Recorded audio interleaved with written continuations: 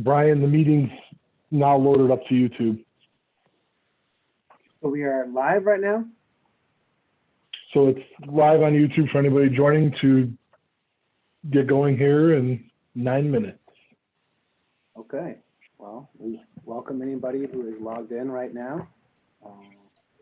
I'm here. It's Terry. Okay. Good evening, Commissioner Grossberg. Good evening.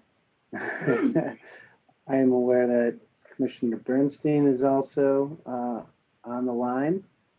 And Hello, we are Commissioner waiting. Bernstein. I know we have quite a bit of staff on Hey, the Terry. line. Councilman Bloomberg, hello, good evening. Hi, how are you? All is well. Thank you. Good. Glad to hear you're well.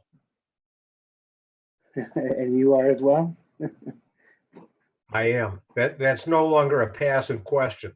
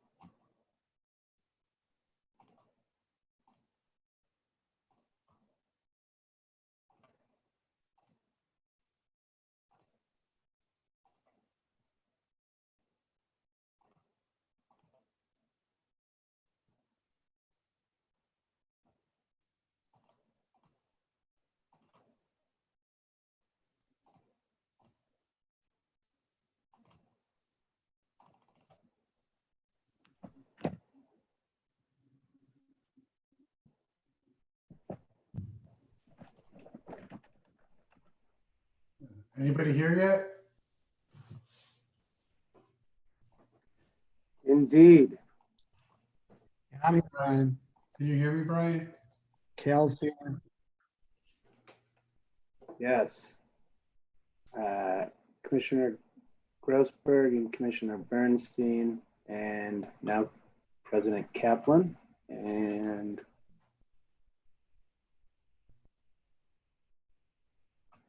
I think we are just waiting on Vice President Ruttenberg and Commissioner Flores-Westphal.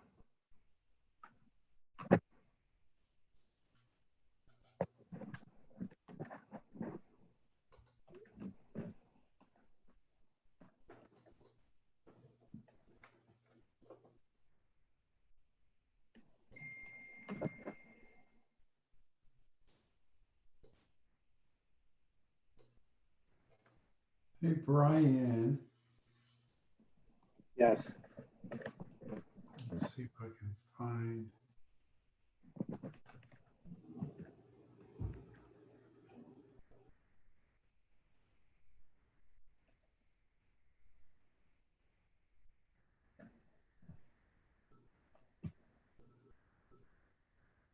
All right, I found my cheat sheet.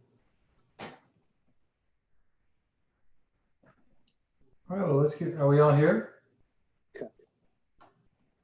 No, we're still, not let's 6 see, I do not o'clock yet. see Vice President Ruttenberg or, yeah, we still have 4 minutes. Hey, Terry. Hello, Brian. Oh, not. Did you take your medicine? Terry. So we still have 4 minutes, but we are streaming live on Facebook Live, or on the Did internet. anybody send in any would say. comments? Yes, They did? yes, they did. Okay. I've at least there's four that I found. 2 were in my junk mail, so hopefully I did not miss any other ones.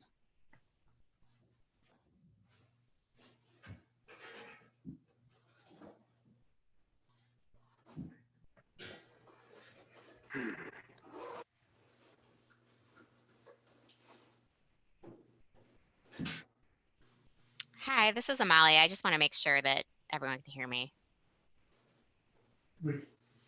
Can you hear You're me? perfect. Loud and Amanda. Thank clear. you. All right, thanks.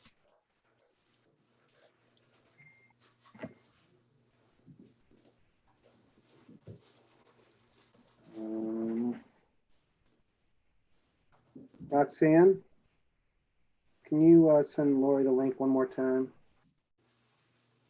Yeah, I'll send it right now.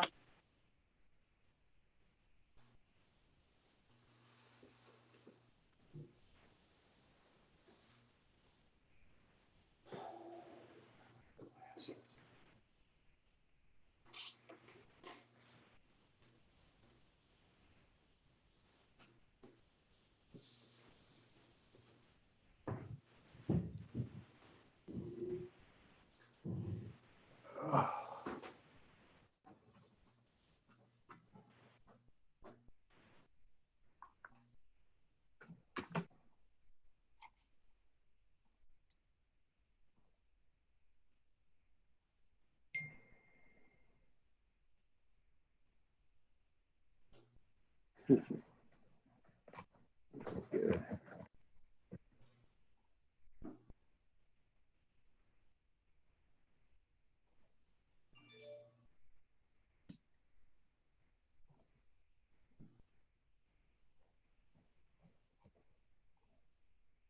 Hello, Hello, Vice President Ruttenberg. Brian. Are we doing video? Ah, we are. I don't know. I don't see anybody's video. Oh, well, I jumped on. This is Margaret. Oh, Margaret. well, Margaret's on. Yeah. Hi, Margaret. It's good to Hi. see you. Good to see you. Well, good to hear Welcome. your voice. Margaret, hi, it's Barney. According to, Brian, according to the alert, you cannot start your video because the host has stopped it. Yeah, I got that same alert, actually. But I Margaret could do it because she is an engineer. That's right. True. I figured out the special button. She cracked the code. We'll have to have it. Kids, let's get started. Sure. All right, ready? The Yes. workshop meeting of the Park District of Highland Park is called to order at 6 o'clock p.m. on Tuesday, May 12th. Roxanne, if you're here, please call the roll. Commissioner Bernstein, Here. Commissioner Grossberg, Here. Commissioner Flor Swicekoff, Here. Vice President Ruttenberg, Here, President Kaplan. I'm here as well. Okay. Do any of the commissioners have any additions to the agenda?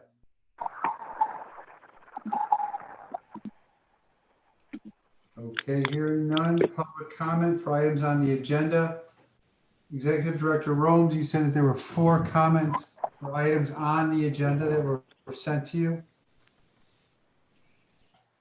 Yes, and I'm going to apologize right now because the strangest thing just happened and I lost everything on my computer. So Why don't we as a go back? result, why don't we come back to it, please? Thank you. So while Margaret's here, we'll go to Rosewood Beach project update. Jeff and Margaret to present. Margaret, you're muted. All right, thank you very Excuse me real much. quickly. Are we on YouTube? Yes. Is this meeting on YouTube? Okay. Okay, fantastic. Yes, Thank it you. is, Lori. Okay, great. Margaret and Jeff, are you guys ready to present? Yeah, we're ready. Okay, let's hear it. As we just completed the Rosewood Beach Recreation Cove Protection Project. And so Margaret Boschek from Smith Group is here this evening to give us a brief overview of that project and to also follow up on how the other 2 coves, the Swimming Cove and the Interpretive Cove, have been faring. So I'm going to hand it over to Margaret now. Okay. I haven't used Zoom before, but I will attempt to do this. Let's go here. Okay. Can you see my presentation? Yep. All right. Let me see if I can put Yes. this Yes. into- All right. Are you seeing the presentation or the preview? The preview page. The preview. Ah, all right. That I can switch then. Let's go this way.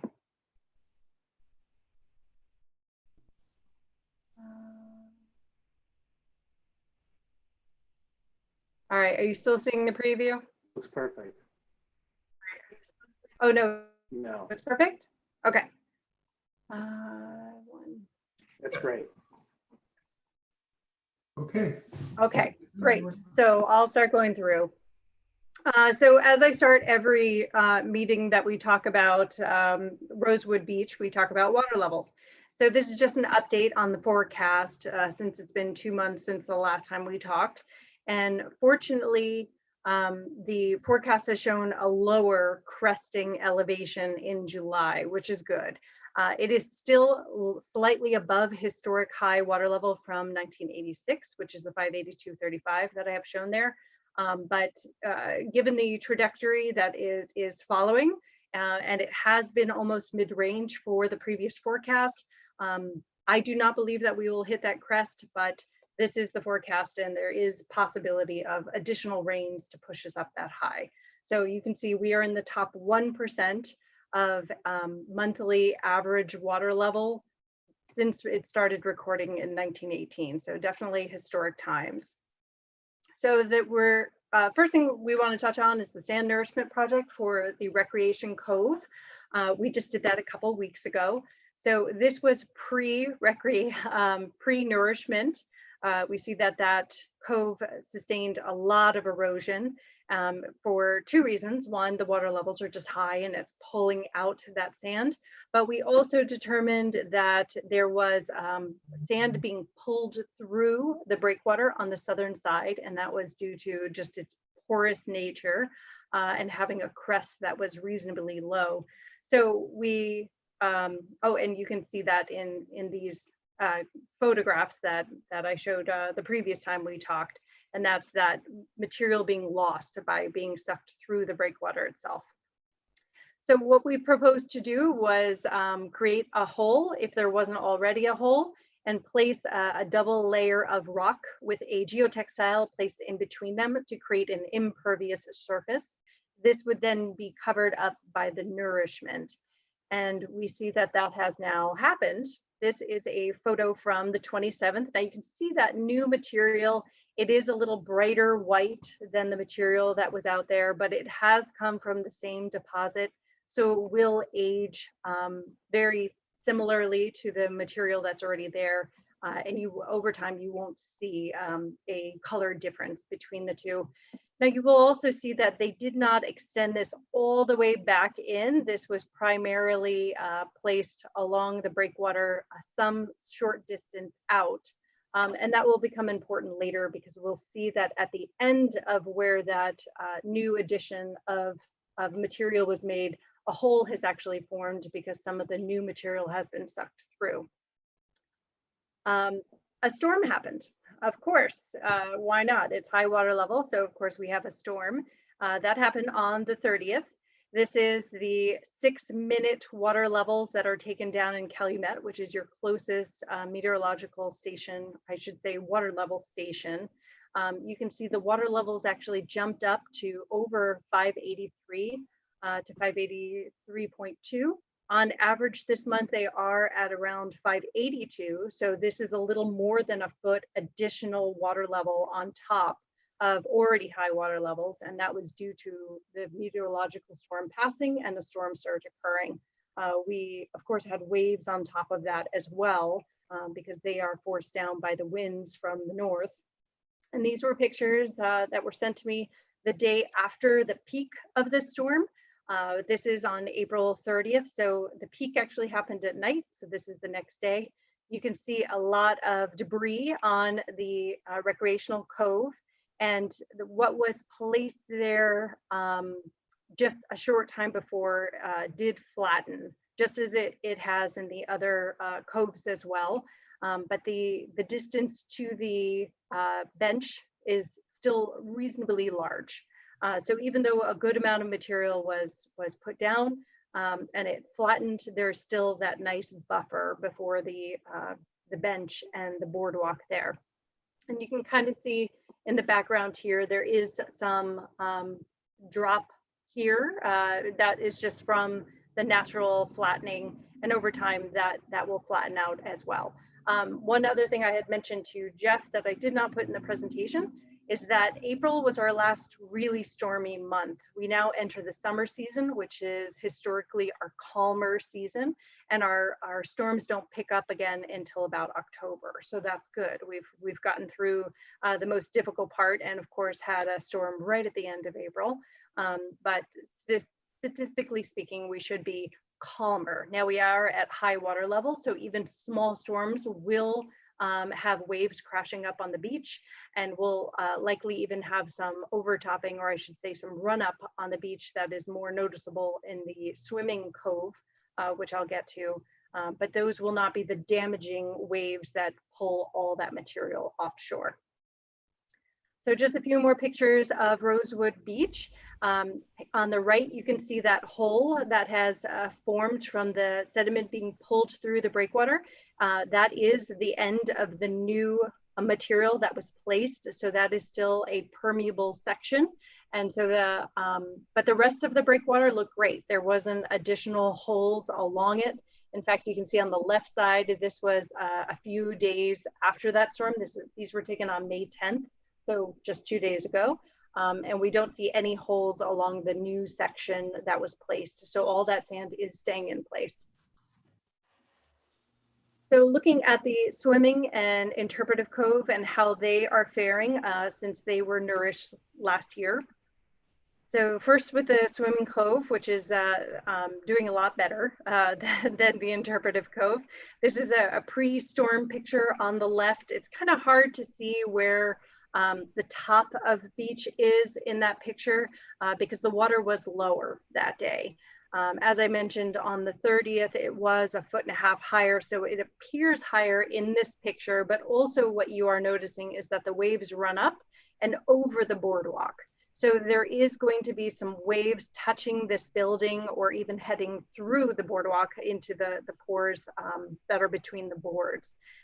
This just means, and this is high water level, there's nothing we can do about this except raise the elevation of everything if we want it out of the way.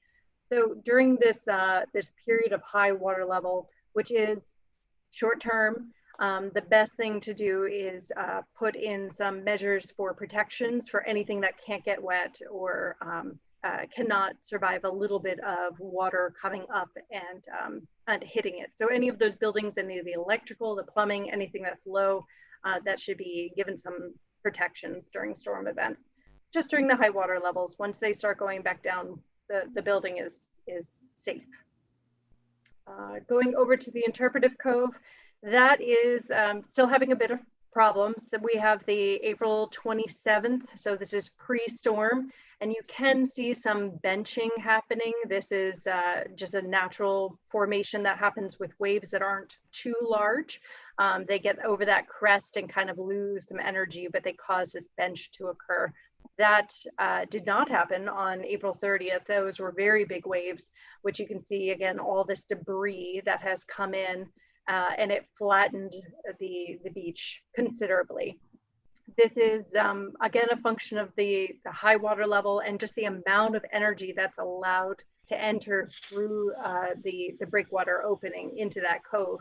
And at this point, I don't know that there's much we can do. We can't get much bigger with our grain size before it just becomes a bit uncomfortable for recreational purposes.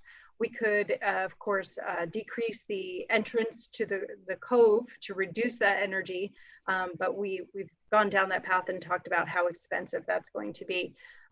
Some other pictures, I think I have one more set of pictures. Yep. This is just another angle looking at that bench and boardwalk extension and how that area is just getting opened back up.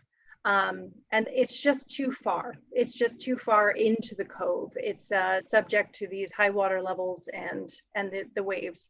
And it's going to continue to have that issue at this water level, at this high water level. So if there is concerns over safety and we don't want to keep putting up more fencing and such, this area might be more trouble than it's worth because it's in a high risk zone and we happen to be at high water levels. So it's going to continue to be at risk in the future. It is up to you whether you want to keep it and maintain it and try to get through the high water levels, but as it is a bit of a safety concern, and we know that this will happen again, it might be worth thinking about removing it and keeping the main boardwalk that's in the back. Now, this boardwalk area did not show any overtopping. It is still elevated at a 590, which is pretty high in comparison to the water levels. So I think that area is safe. This area just happens to be pretty far out and right next to the ravine outfall, which is just pulling more of that sand out. So unfortunately not really good, a good outcome for that area. So what we are looking at though is some long-term defensive measures for the interpretive cove and the swimming cove. Now, I do have a contract with you to move ahead some construction documents. I'm placing a back of beach revetment. This is just a cross section of the interpretive cove and that sheet pile that is in front of the buildings there. This is a graphic I've shown you before. It's just a representation of what's going to occur with this revetment being at the back, but it is buried. This blue line up at the top is the beach. So this only becomes exposed, just like those pilings underneath your bench and your boardwalk. It only becomes exposed when all that sand starts to get pulled out.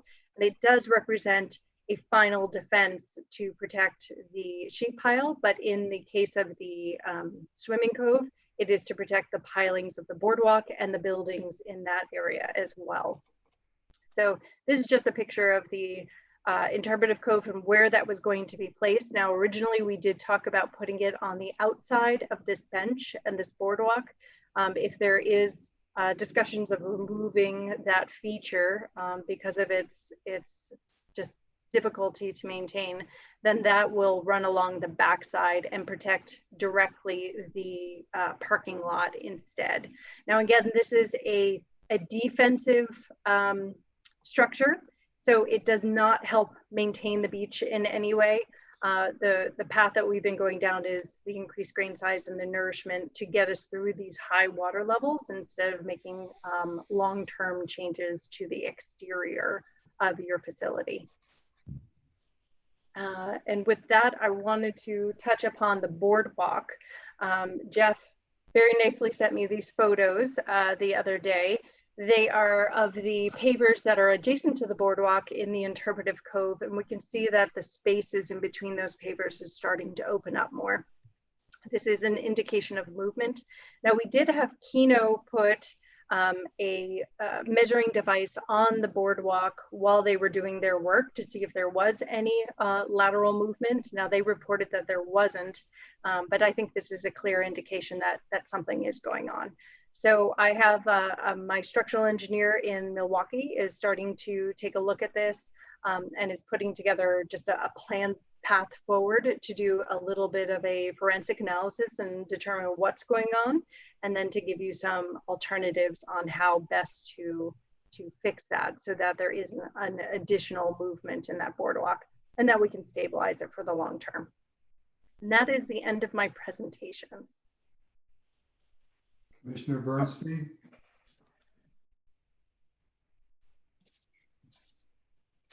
Brian, let me think about this a little bit, okay? I want to pass for a second. Sure. Commissioner Grossberg? Okay, well, I just have a couple things. Thank you for a very good review. It's always good to have pictures to go along with the words so you can picture what's happening.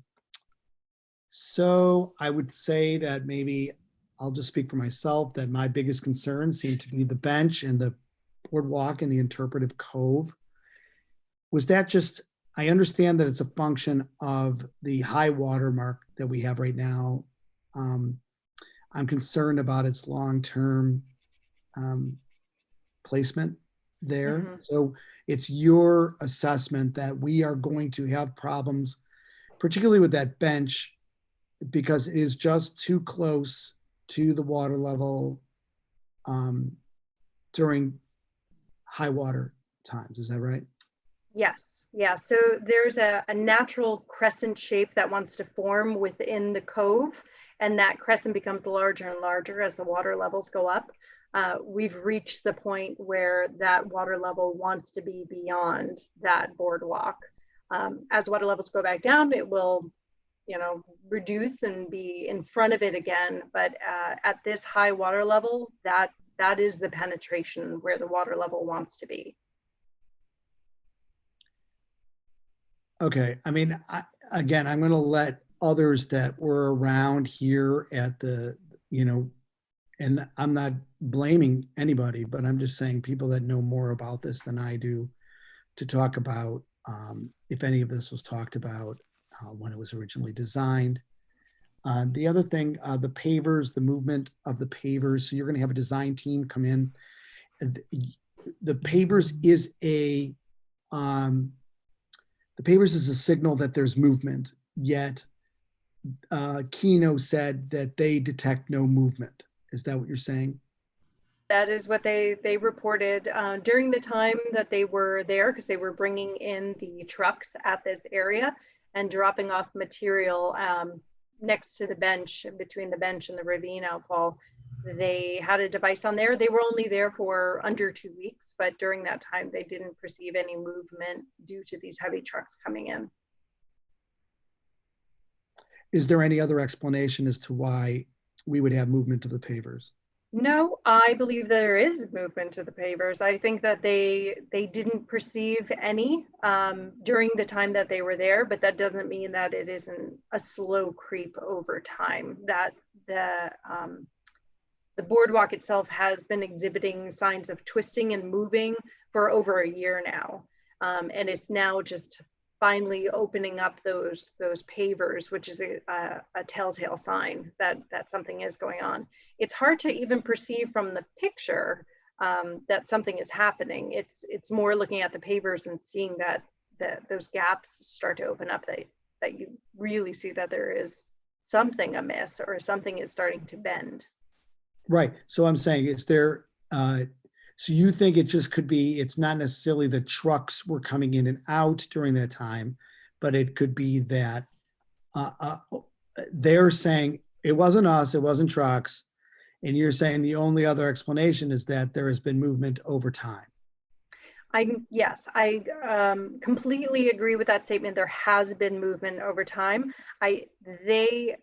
Them reporting that there hadn't been any movement during those trucks just indicates to me that the trucks didn't exacerbate the problem. The problem had already existed. It's continuing to move. It's a long-term thing. It wasn't instigated by the construction. Okay, thank you. Vice President Ruttenberg? Thank you, Margaret. Thank you. You're welcome. I just have to make sure I'm not on mute. A couple of things to kind of randomly think through this. If we put in the steel sheet pile in this cove, will that help to stabilize the parking lot in this movement that may or may not be occurring? The sheet pile and the protective revetment is planned for the lakeside of the parking lot, and that will hold that parking lot from that direction. On this side, there is a different construction. There's supposed to be some foundation of the boardwalk sitting on top of the large rocks that were installed in there, but we can't physically see that. It's actually hidden behind the rocks. So what the foundation of that boardwalk actually is still a mystery.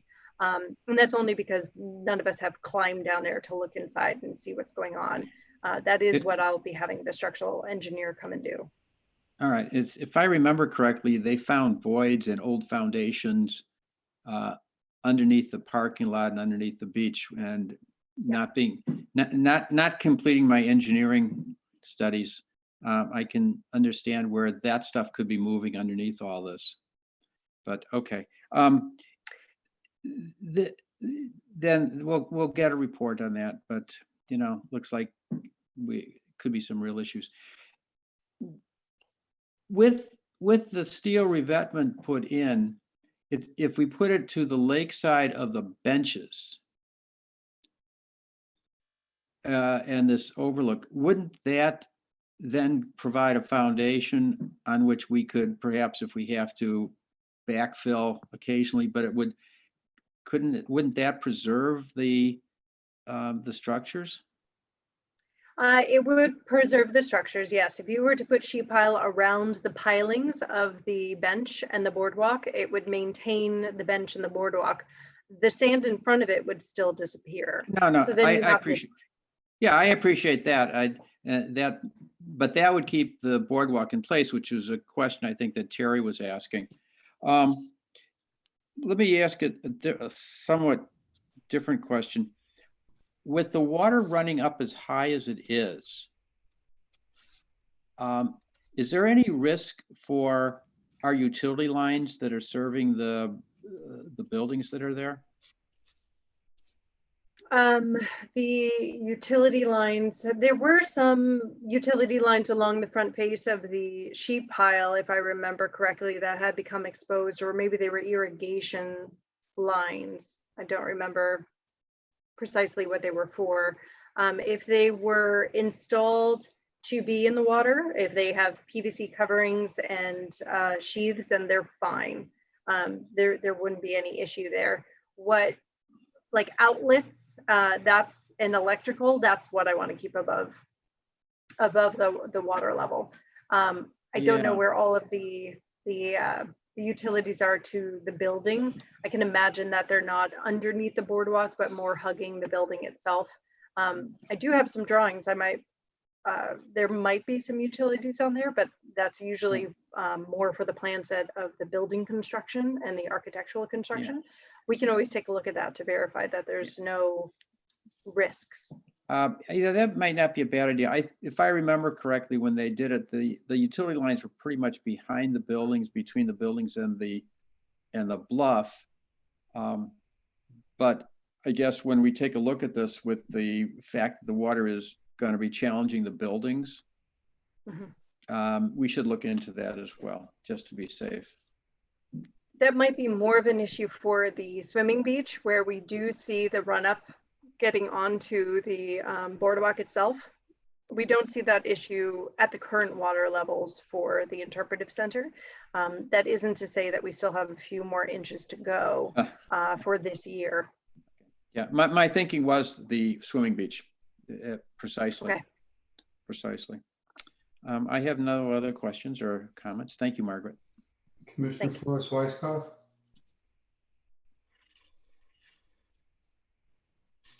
I don't have anything either. I think both commissioners so far have brought up good points. Thank you. Commissioner Bernstein? Okay, thanks, Terry and Barney. You helped synthesize my thoughts a little bit. So I'm thinking about this. That's why I don't want to go right away. Is I'm kind of like, I think about that old Clint Eastwood movie, The Good, the Bad, and the Ugly. It sounds like if we apply that to these coves, the good sounds like the recreation cove. It's, I think we, at least in the short term, it's a success story that the additional infill that we put in there worked and protect the boardwalk based on the pictures I saw. I'm a little concerned about that gap area that you talked about, Margaret. Can you just go in a little more detail? Is there anything we should be worried about that gap area that's closer to the toe of the bluff that no work was done to? Sure, let me show that in a plan view. So in this plan view, that hole is ending up back here somewhere, or maybe it's right around there, if you can see my pointer. That area is just allowing some sand to filter on through. If it starts to open up, it will become a bit more of a larger hole. It can be filled with additional stone that will plinko in and limit its permeability, but it is not in itself anything that is too worrisome. The only thing I would be concerned about is a person stepping into it and falling into it, basically. But it's not very large. So that's something we should monitor in case we have to put something there to prohibit access. I think it's definitely, I was going to say, I think Mark, it's definitely worth keeping an eye on it and seeing how much bigger it gets. As the water levels crest and then start to go back down, you'll see less movement in that area just because the water level will be lower, and it will naturalize. It will find its happy place and no longer be able to pull out additional material. Is there any remnants of any groin in that area? Is there anything that's covered that's creating some, I guess, impervious barrier between that and the lake, or is that just all stone? No, it's all stone. Looking at, and it was in my previous presentation, looking at the former groins that were still left in there in this design. Those were in the T groins of the other structures, but they were only in the stem. This was a completely new structure, and it is completely stone. But looking at that overview, the previous picture that you showed, it looks like it is pretty far away from the boardwalk and the stairs. So there, whatever happens in that area, it doesn't appear it's going to damage or create any issues for the structures, the man-made structures down there. Is that correct? No, that is correct. It is and very far away. Okay, so but actually the back pictures this really shows it's a really good illustration of how the additional sand in the recreation cove protected the play area, because obviously it looks that at least from this angle it looks like it's protected and fully secured. This is before the storm, correct? This is before the storm. There is one after the storm at this location. Okay, so after the storm. Is there showing? Yeah. There's still a reasonable distance from the pile out to the beach itself. So it is still protected. I see. Okay, so, oh, there we go. Yeah. So it's kind of creating that benching you were talking about also? Is that what I'm seeing there also? No, this Right. was a big storm, so it Where there's flattened more of it? everything. Oh, When you get the smaller storms and the smaller Oh, waves, okay. they can't run up the beach all the way, so they start cutting in and making this bench. You'll see a little bit more of that as the summer progresses, but big storms, they flatten everything. They're like tornadoes. So when we get those little storms this summer and that benching is created in any of the codes, do you recommend that we flatten that out using, you know, a bobcat or something like that? No, there's no need. There's no need. It's not going to be so steep that it's uncomfortable for people to get up and down over it. It will be, it'll still be reasonably gentle. Okay. So right now we say flattening out. Is it like is it already trying to seek its equilibrium? It is. This area just being recently nourished is still going through its flattening or its shakedown, as we would say, and finding its happy spot based on the waves and the energy that is being imparted on it. That big storm definitely flattened everything, and we're going to see now it just kind of settling out for the summer because of lower storm duration, intensity, everything. Okay, let's go to the bath. Let's go to the swimming beach. Oh, swimming beach is doing well. Swimming cove, yeah. So but my concern there was with the storm and the topping for the of the boardwalk. Then I assume you obviously didn't inspect it, but did anybody inspect it to see if that created any damage to the boardwalk or to the structures down there? Jeff, did you inspect it? Yeah, sorry, I was trying to unmute myself. Yes, I was down there. I actually took those pictures. And no, there wasn't any damage to the boardwalk. And there was no signs that any water had entered the buildings. You could just tell that water had come up on the boardwalk at some point because of the debris up there.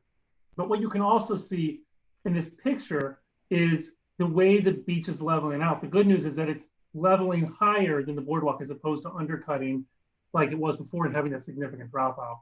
Just my understanding that because of the high water levels that sand will hit that boardwalk a little bit. So when Margaret, you were talking about protecting utilities or something, are temporarily protecting, are you talking about sandbagging or doing something more elaborate? I was asking Margaret, we have buried utility lines, which I believe are behind the buildings. But my concern is that if we have wave action that comes up and even past the buildings, it's more than just a rain. And just wanted to, have Margaret and her team take a look to make sure that the lines are adequately covered, that they're PVC, and et cetera, all the protections that should be there, that somebody didn't make an assumption that it's 800 feet away from the lake, we don't have to worry. Well, obviously we know we have to worry. So that was my concern, Cal. Yeah, I think, but it's also twofold because I'm sure there's electrical in the building too. There's got to be some outlets and things like that. There's the one of those buildings contains the concession area. So I just want to make sure that obviously, what's our plan, I should say, to protect the structures and what's in those structures. If anything, we may not need to do anything. That's why I was asking that question. Right. There is the possibility if water levels were to crest even higher than predicted, and if there was a storm, that wave, as you can see, the run up got sand onto the boardwalk, which indicates that there's a possibility of water actually entering into the building. Now, if it were to get higher than where it is now, there could be an onrush of even a couple inches of water into the building. And now if the building doesn't have a porous floor, that's now standing water inside the building. So we want to think about that in our terms of resiliency and make sure that everything is off the ground, and should an event like that occur, that nothing is damaged to the point of being an expensive fix. I would rather see you just push the sand and any debris that collects back out and be able to turn on the building and keep going the next day. Oh, so And Jeff, maybe do that we have a means plan for that? I'm sorry. Jeff, do we have a plan for that scenario? Do we have a plan for that scenario? I will work with the other directors to discuss that. We don't have a formal plan at this time now. Okay, I I did think it may be a mention good that- idea for you guys to discuss and, yeah. Go ahead, Margaret, go ahead. Oh, no, I was going to say that that was highlighted in our beach management plan that we're working on. Okay. So just temporary measures for protecting the building in these low probability scenarios. Okay, so the cleanup from like a storm like we had on April 30th, that's just basically, what's the process of cleaning up the boardwalk? Is it just pushing the sand off the boardwalk, or is there something more elaborate? No, it's any debris that washes up. It looks like all the debris was already removed. There's this subsequent picture of the interpretive cove. All of this is now gone. That it's just cleaned up. So any kind of sand that ends up on the boardwalk, sorry, I apologize, that just gets pushed back off, or even as people walk across it, it'll start to filter through the space in between the boards as well. Okay, let's go to the ugly. Let's go to the interpretive center, the interpretive code. This is obviously problematic. So I think, as I understand the decisions we need to make is, number one, as Terry pointed out, remove, oh, hello, can you hear me? Hello? Mm-hmm. Yes. Yes. Yeah. We can hear you. Can you hear me? Okay, I just said like my screen just said internet was unstable or something. So you can hear me okay? Yes. Yes. Okay, great. So with regard to like Terry was talking about, the decisions we need to make, a couple decisions we need to make at this code. Number one, whether we remove and mothball the bench right there and until lower lake levels, and that's number one decision needs to be made, correct? I would say so, because at the moment it is dangerous for people to access that area just from a fall concern. Okay. Now, what about that deck that cantilevers over the beach that's to the south of those benches? On the left picture, it shows that it's completely secured with sand all around it, and then after the storm, it's open. So, what's your suggestion for that decking area? Well, the decking area is still a bit of a drop off, and it is within that zone that is being negatively influenced due to the high water level and the waves. So at a minimum, if you were going to keep it, you would need some type of safety indicator around it so a person knew that there was a drop off of more than a few feet, because that's what's necessary. Because this is a problematic area, that's a decision to be made of whether it should be removed, because it is going to happen again if water levels stay this high for another season. The flip side is that you put up your temporary measures, they're ugly, whether they're railings or not, and you try to get through this season and see what next season looks like. But it is, as it is right now, it is not safe for the general public to access that edge. So would that be the same as for the benches? Would you say let's rope it off and see what next year brings, or would you bifurcate those two issues? Well, ultimately it's not up to me whether it gets removed or not. I can only say that it is within an area that is negatively influenced by the high water levels. And even though the sand is definitely steeper, which we saw in the swimming cove as well, it is not sufficient enough to remove risk to the public of falling off of that boardwalk based on just how far in that water level goes, or that sand goes, or that slope ended up being. If you were to remove it, that removes the risk, but it also means that it's gone for the future of lower water levels.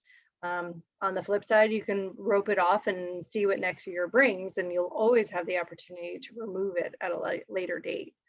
It just becomes unsightly and a bit of a risk for the summer. Yeah. Well, Jeff, do we have a, Right, Cal, let me ask Margaret a follow. I'm sorry, I don't mean to interrupt, but if we're going to put in the sheet pile, if we either are going to have to remove these facilities to put in the sheet pile or wrap it around it. Correct. We could put it behind it. There's nothing stopping us from taking off the decking of the connection point, which happens right around where my cursor is.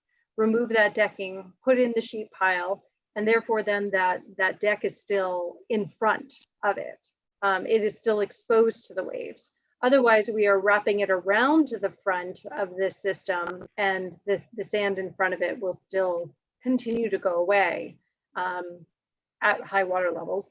And you'll still need to put in safety protocols around the bench and the boardwalk. Thank you. Jeff, I'm what's sorry. That's okay. Jeff, what's our process for making a decision on both the bench and also that decking area? What's your thoughts on that?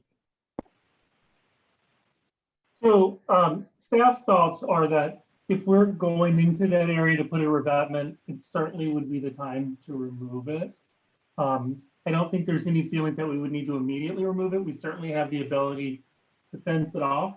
I will also add that we've had challenges obviously in this area off and on. And so we had explored, as you put it, removing and mothballing the bench. But one of the challenges is if you remove that decking, you still have those pylons there, those large posts sticking out of the ground, which could be somewhat of a hazard as well, or at least, not the most attractive. So the other thing that had been considered was possibly removing it and making it a permanent removal, but it's nothing we have to decide at this time. Margaret's going to probably touch on it in a moment, but the idea is that they are currently working on construction drawings for this area. And from there, we'll be talking to the permitting agencies to get a much better understanding of timeline. And once we have those finalized, we can look closer at this and decide if and when we want to move forward with it. And that would be the point really where we would need to address the decision about the bench. It could be as simple as including the removal of the bench in the bid for the entire work. Okay, so basically you're not looking for any type of direction from the park board now at this point in the short term on what to do with this with these two elements. Correct. You don't need to do anything with them right now. Once you start opening up, you will want to put some type of safety protocol around it. Okay, so my suggestion is to follow through and create work on your plan for this area. In the meantime, obviously you'll do what's necessary to protect the public, but you're not looking for any decisions from us regarding these two elements at this time right now. That's correct. This is purely an update. And Margaret here has an opportunity to ask these questions, these exact questions. Okay. Okay. Well, we didn't really talk about this. Okay, go ahead, Jeff. I'm sorry to interrupt. I'll say, if you don't mind, I'd like to ask permission to share my screen real quick. I just want to follow up on one other item we talked about. So I'm going to take over control here. How often? How long did you wait to say that, Jeff? You wanted to do that. All right. Can you see the photo here of the beach cove? No. No. Oh, one more button. Now can you see it? No. Yes. It looks like it's coming up. Yep. Yeah. Okay, great. This followed from a previous portion of the conversation. I just wanted to show real quick. These were, thank you to Dan Johnson. This was a drone photo taken this morning at Rosewood of the Recreation Cove. And I just wanted to point out, you can see here, this portion at the very top is that portion that Margaret had showed a close-up of where the sand was kind of coming through. And it's kind of hard to tell, but just below it right here, this is all native plantings. And so really the challenge is that the equipment can't get much further in because they would destroy those plantings, which we need to preserve. And so you can see, and this was after that large storm. It's still a very, very small area right there. But I just wanted to share it because it gives a good explanation or a good representation of it. And I will say what it's also doing is showing that the stonework worked, because this is the very edge of it where it ended. Okay, all right, thanks, Jeff. All right, getting back to the interpretive cove, we hadn't talked about the building at all. So I assume no news is good news with regard to the building, Margaret? There were no, I wasn't told of any issues with the building. Jeff, did you observe any issues? That's correct. There weren't any. There aren't any. Okay, that's good news. All right, lastly, just talk about the parking lot with regarding those pavers that appeared to be show some movement. You were concerned about what's underneath there. Do we have any construction documents to show what was built, what was used as a to secure those pavers or as a foundation for those pavers? There are some construction documents of the repair that was made to the ravine outfall that installed the large rocks underneath that boardwalk. And from those images, which I did not pull up prior to this meeting, there was no clear indication of the connection point or whether that boardwalk was really just cantilevered over those rocks or not. Which is why a site visit and an inspection would help determine what's going on there. How about the original construction documents when the parking lot, when those pavers were installed and the parking lot was constructed? Do we have anything on those?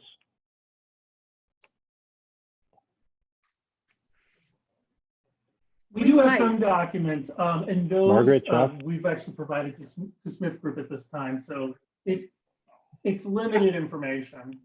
Yes, there was limited information, but was that an Army? It was originally. It was. Was the repair also Army Corps, Jeff? Yes. Jeff, was that originally an Army Corps project, that parking lot? I don't remember. You know what? I'm not sure. I can't speak to that right now. Okay, so why don't we check to see if that it looks like it's you think, well, let's see if it was the Army Corps or it was the Park District's project, and then let's see what kind of documents we may have to help the structural engineer. Is this retention of the structural engineer, is it within the scope of your engagement, Margaret, or is this something different? This would be a new proposal outside of what we're doing for the construction documents for the revetment. Okay, do we have a ballpark what this is going to cost? I did ask my structural engineer to put together a proposal for me. He has not. For just the investigation and coming up with some alternatives, I don't foresee this being a high cost. It's ultimately up to him. When I costed it, it was about $20,000. And then lastly, but the outflow out of the ravine and that work that was done, that repair work that was done by the Army Corps, or whoever did that work, Jeff, how is that holding up after all these spring storms?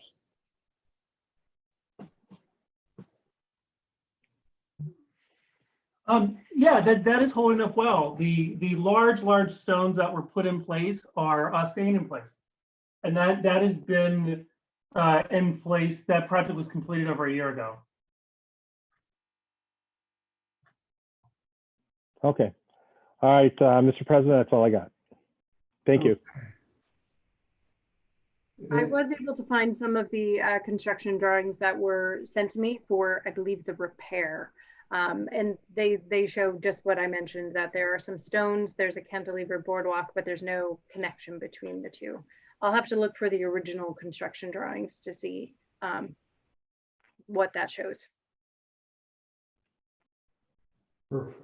All right, thanks, Margaret. And I miss you coming down and seeing us in And you person. can double check about the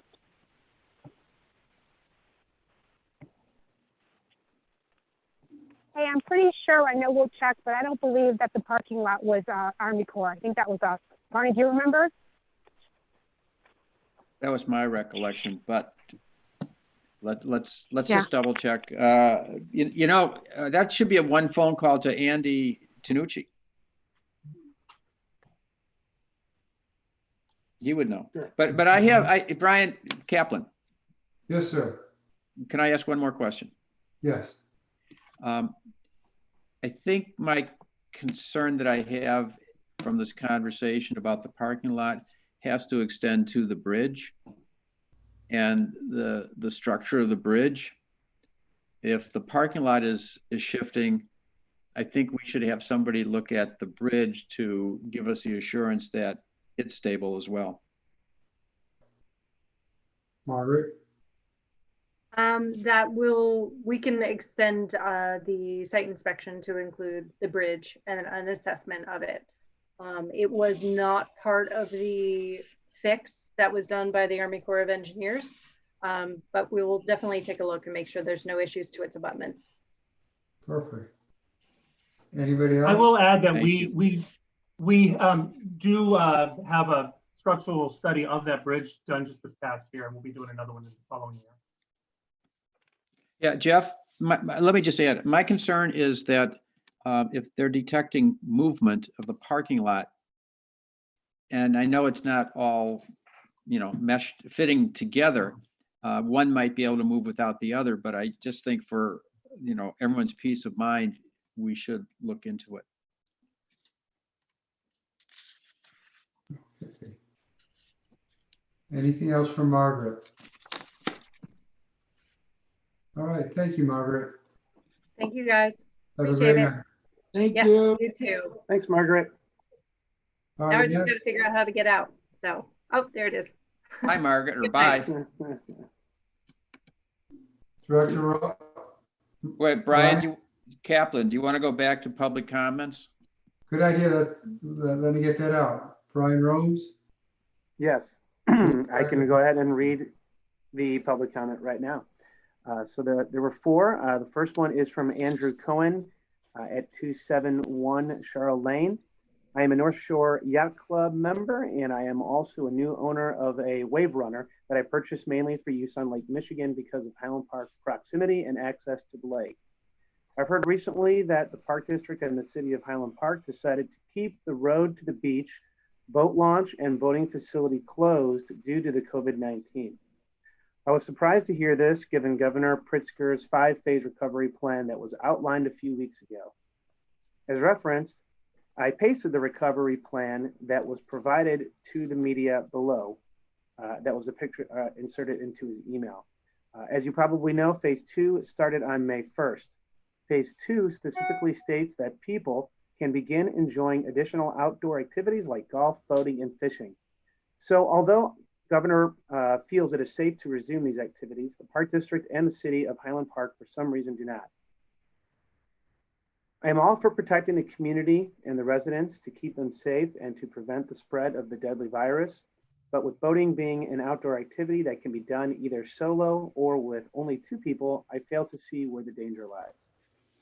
Other than the contact with the boat launch attendant, which could be done at a safe distance while wearing a mask, getting on a 1 to 2 person wave runner or jet ski or kayak, etc., to go out into the Lake Michigan seems to me to be a pretty safe activity.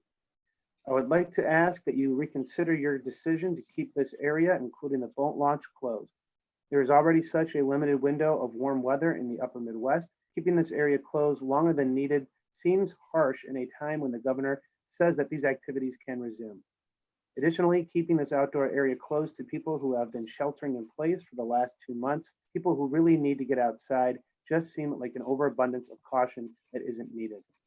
Again, I am all for keeping people safe during the current pandemic, but I fail to see where the danger is in this situation. I would like to ask that my email be read at the next public comment meeting.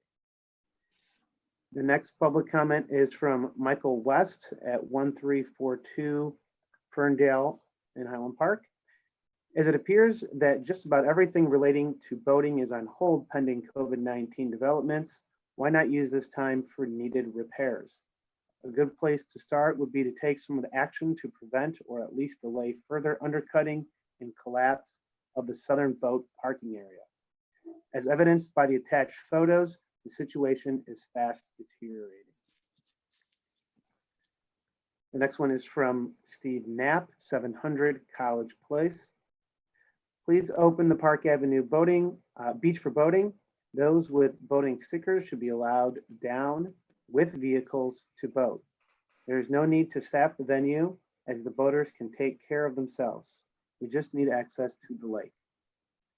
And the last one is from Ben Wernick at 1089 Ridgewood Drive. I would like to go on record as in support of the city and park district allowing permitted access to Park Avenue Beach so that we can launch non-motorized small crafts. I rent space 4 in the sub-storage garage last season and this season and really want to begin using it now. I do not think us regular small craft boaters present any reasonable risk of congregating and spreading infection, nor do residents who regularly make a loop walking, fishing, or biking for exercise. If you can find a way to make this happen, I'm confident that all permitted folks like myself, vehicle stickers, boat storage stickers, or pedestrians will make an extra effort to self-enforce common sense rules like not swimming or gathering in groups, etc.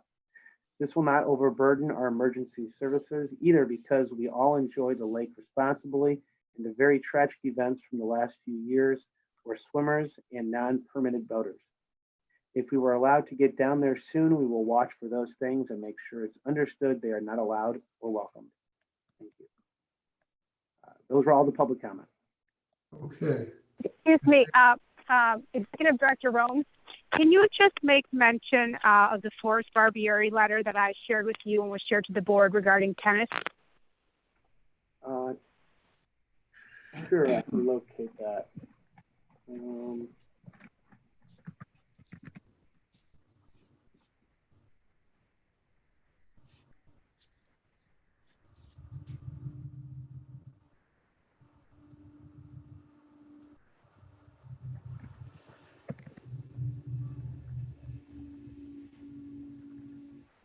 If Brian, or Lori, if you guys don't mind, if you want, I can look for that exact email, and if you want to continue on, I can bring it back up, or you can wait a few minutes while I look for it. I just want to put that option out there. I have to find the email. Yeah, sure. Again, I just wanted to acknowledge that an email was received about that requested tennis openings and gave various reasons. So if you want to find it later, that's great. But I just wanted to at least acknowledge that it was received. And I know we'll be addressing those facilities coming up soon. So it will be addressed. I just wanted, again, to make mention of that letter. Thank you. Sure.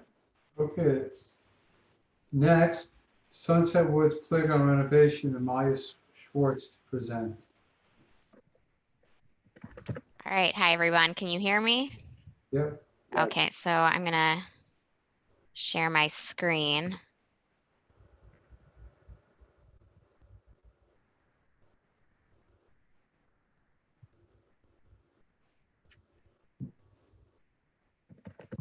All right, can everyone see the presentation? Yep. Okay, great. So tonight I'm here to present on the Sunset Woods Playground renovation project. If you recall, this was first brought to the community through Greenprint 2024 as a priority, and continued to prove to be a priority through the Greenprint review, which we completed in 2019 and was brought to the board in 2020. And then also the 2019 Attitude and Interest Survey, again, continued to be a priority or showed to be a priority within the community. And then again, when the capital plan was reviewed here in 2020.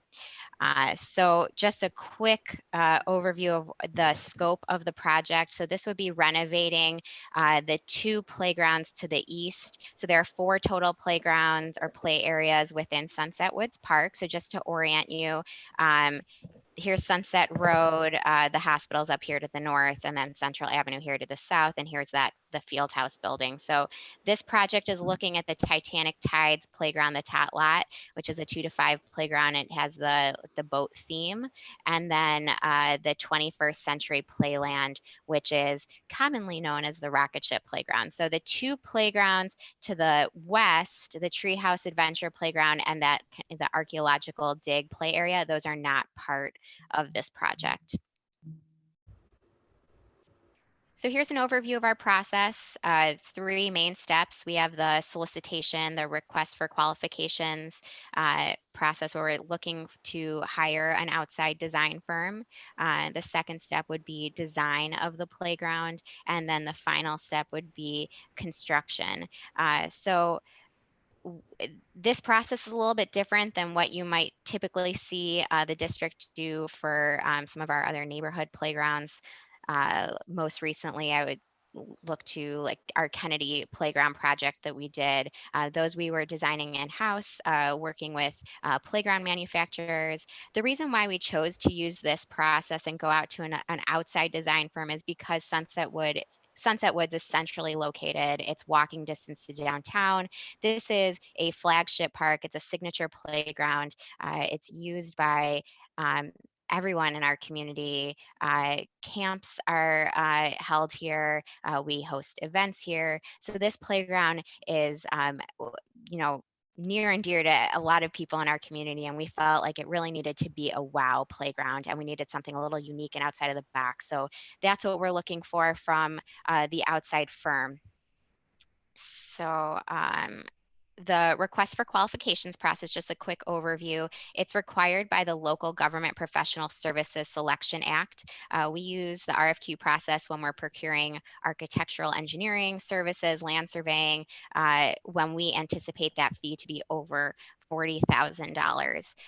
The process is qualifications based. So when we solicit firms, we're not asking them to submit any fee, and that's not part of the consideration when we're evaluating their submissions.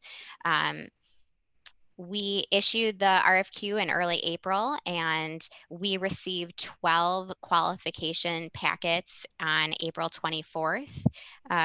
Staff reviewed those submissions, and we were looking at familiarity with park districts and playgrounds, representative projects, firm experience, the size of the firm, their experience with procedures and permitting, and then also the proposed plan approach for this project. So once we reviewed those 12 submissions, we narrowed it down to 5 firms, and we interviewed those 5 firms.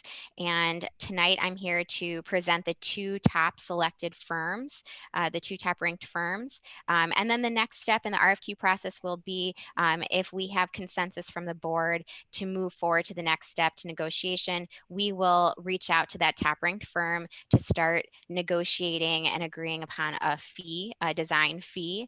If we do not come to an agreement with that firm, we will then move to the next top ranked firm, and so on and so forth. So that's the RFQ process.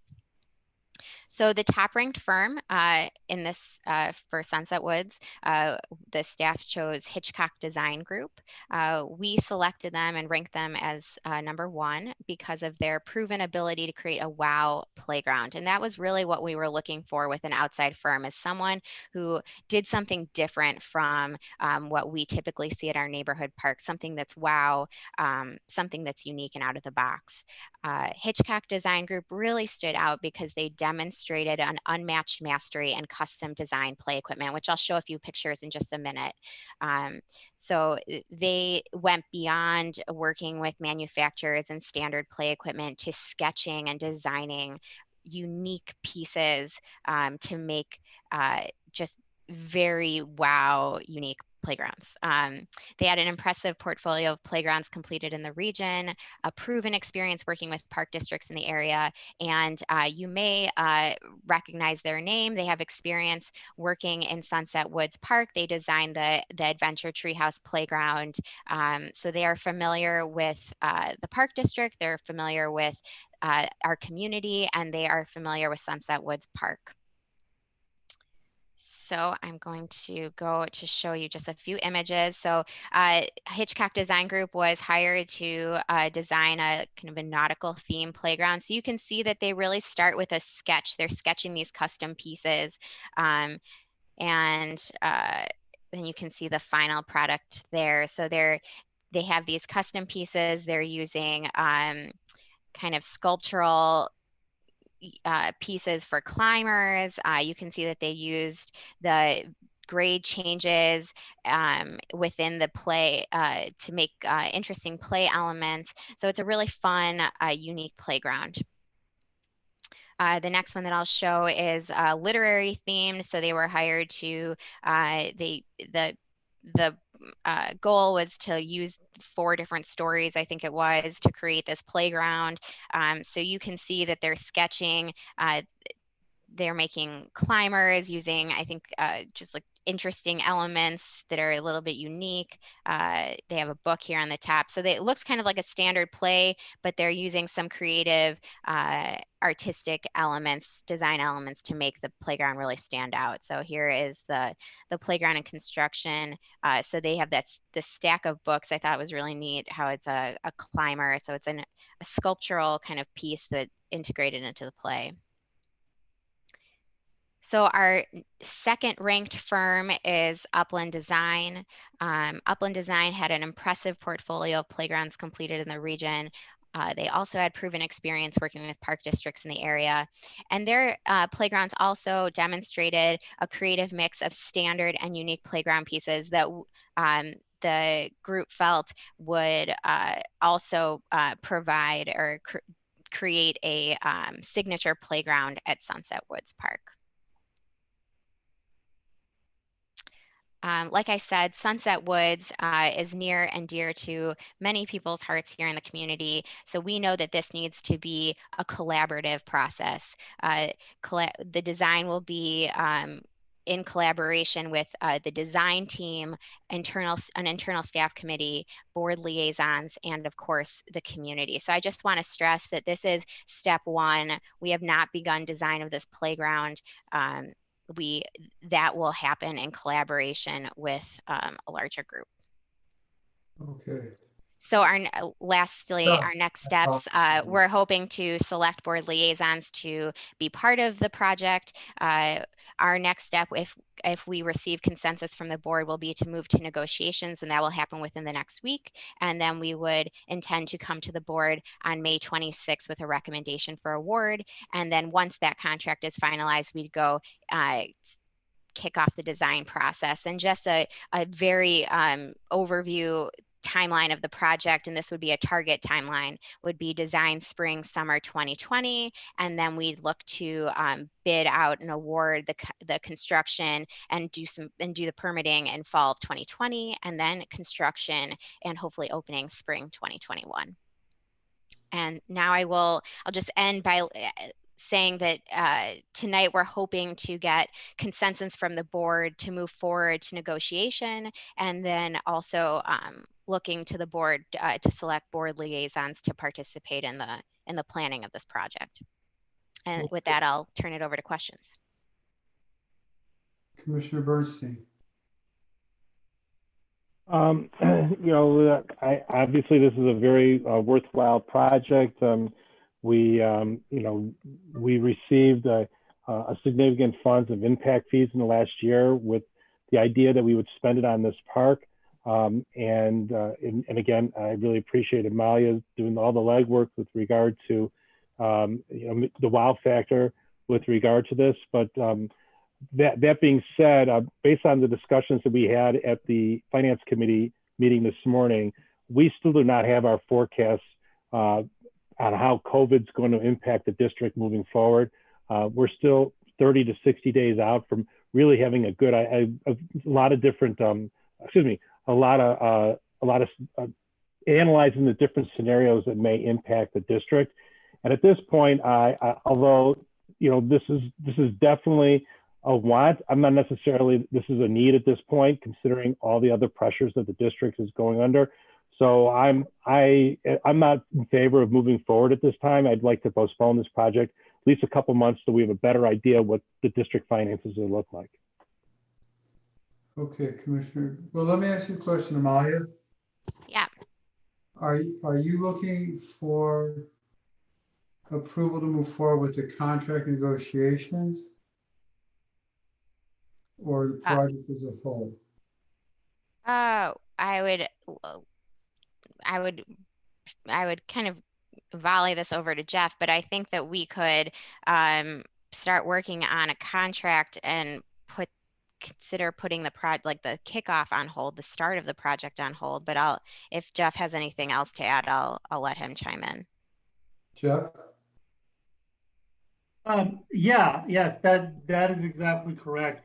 What we could do at this point, if the board's in agreement of the Hitchcock Group, that we could reach out to them, letting them know that they're the firm that we've selected through this process and would like to negotiate a price. We could then come back to the board and report what that fee is, and then from there, we wouldn't necessarily need to enter into an agreement immediately with them. We could discuss that with them and explain circumstances. Cal, would that suffice for now? Yeah, that's fine for now. And again, I mean, I need a lot more information on the district's finances because before moving forward with this project and just putting that out there.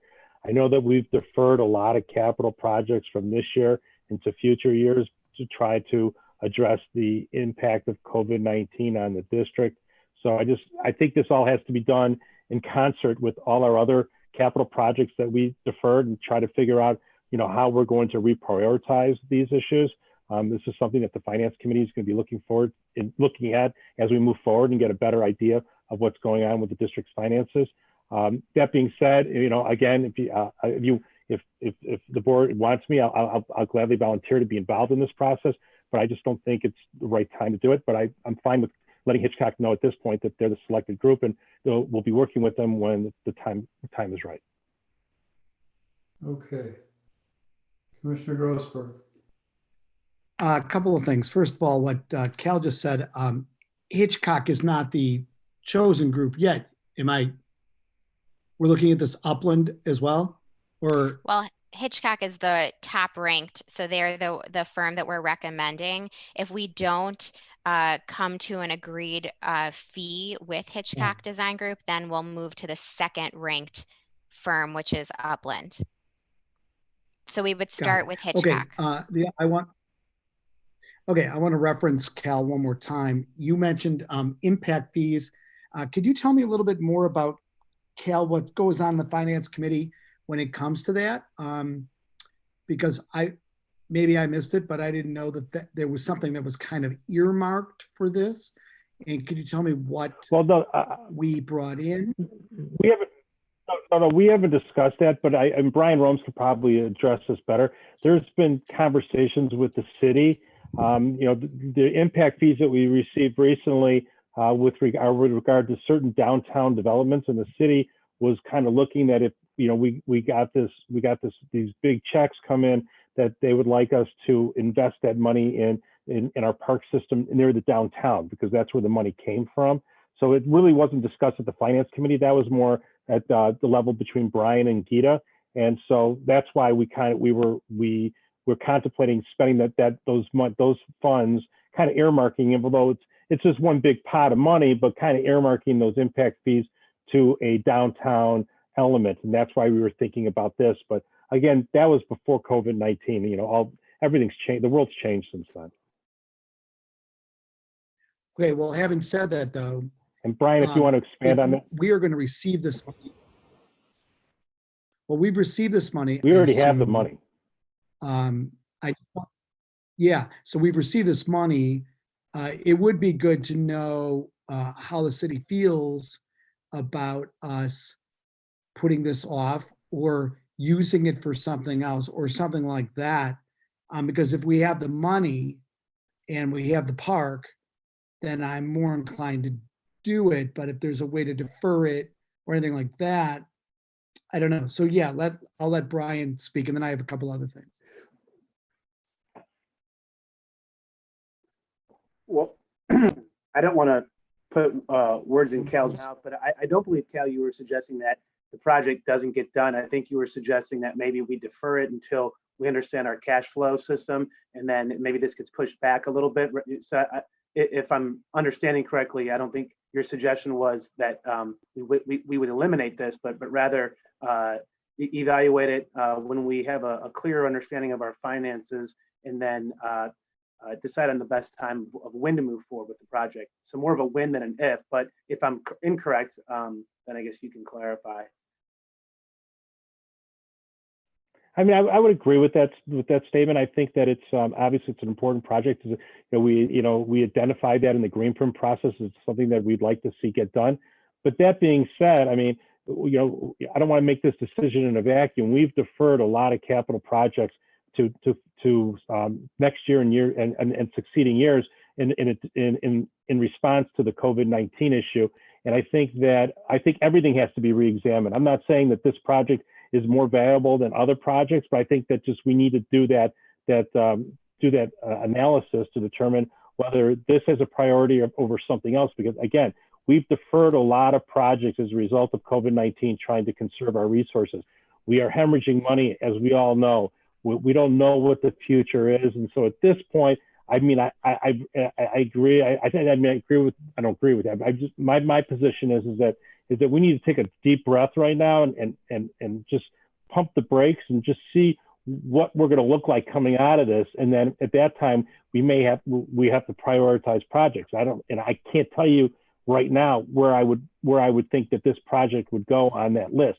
It's an important project, but I don't have the other capital projects that we've deferred in front of me. I think that we have to do a thorough examination of those to determine, and basically which ones get done sooner than later.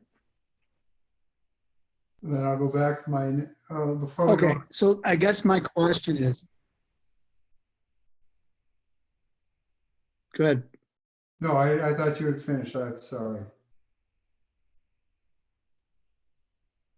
No, well, I was just hoping to continue this going in a way, because I guess I'm a little confused, because if this money is sort of earmarked for there and we have the money, is there a way, let's say, I mean, obviously our district is going to be hit hard. Is it a political consideration that we don't spend the money on the park? Or are we literally thinking of pocketing that money and using it for something else? I mean, I think there was a tacit understanding, and Brian can speak to his conversations with Gita, is that the money that we received from the downtown development projects would be spent in our parks downtown. But that was before COVID-19. I don't think anybody's holding anything. We're right now in triage mode, trying to basically stop the dam from leaking. And so until we have a better handle on that, I don't think we didn't make any promises to the city, which is something that we talked about with the city, and then we talked about that's what their desire is. I don't think, it's not a condition of receiving those funds that it have to be spent on a downtown park, but it's something that the city thought would be nice, but it's not a condition.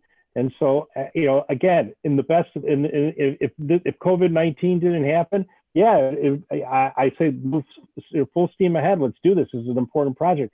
But again, we are hemorrhaging right now. We don't know what the other side of this is going to look like, both from a programming perspective and a financial perspective. So until we have a better handle, I think we should do anything. Okay, so I'm just going to wrap up this part of it. The questioning for myself is, can someone tell me the numbers that we're talking about with these impact fees? What did we bring in extra this year? And what were we thinking about putting towards some project, but preferably Sunset Park? Brian Rollins? So yeah, sure. I would probably defer to the exact amount of impact. We're going to carry that information to Mary Lynn. Can you hear me? But Terry, Brian, my suggestion is let's get that information. Let's just not guess. Let's not guess. Let's get that information and we'll get it to Terry. All right. I can tell you right now, if, so we received around $800,000 at the end of 2019. And the beginning of 2020, we received another $8,000. Those are the two amounts I'm aware of since I've been here since November. So you broke up a little bit. Can you say the two numbers again? Sure, they're very similar. They're just missing a bunch of zeros. We received $8,000, 8000 in 2020, and we received $800,000 at the end of 2019. Okay. So we have an estimated Okay, cost. got it. So $808,000.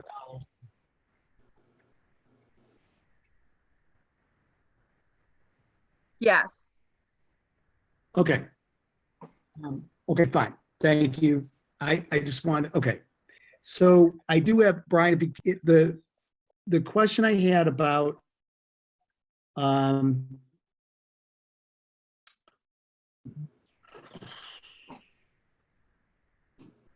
you know what?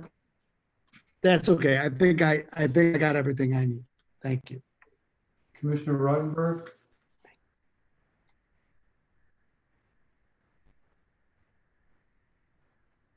Thank you. You're welcome.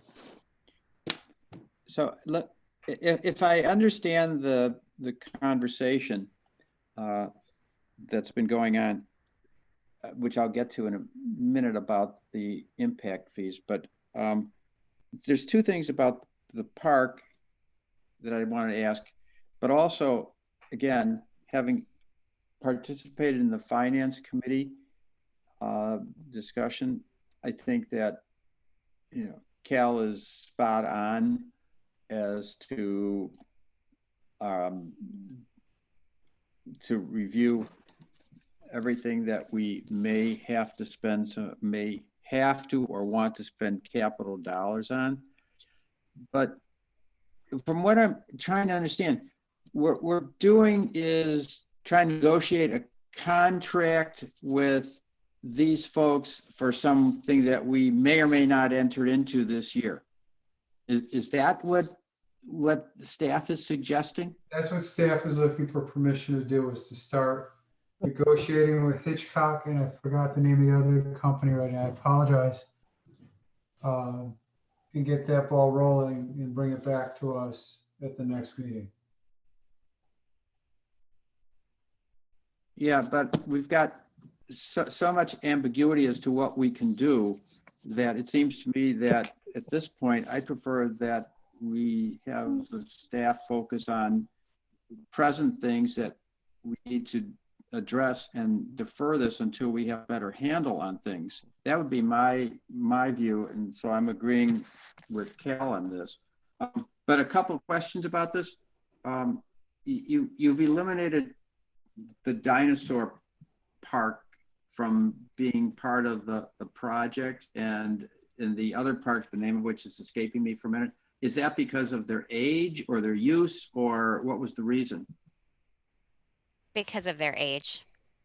The two playgrounds that we're focusing on now were last renovated in 1996. So they're reaching their useful life. And the others? The others are more recent. I'm blanking on the year Okay. right now, but I can get that back to you. That's less than okay. 10 That's years. okay.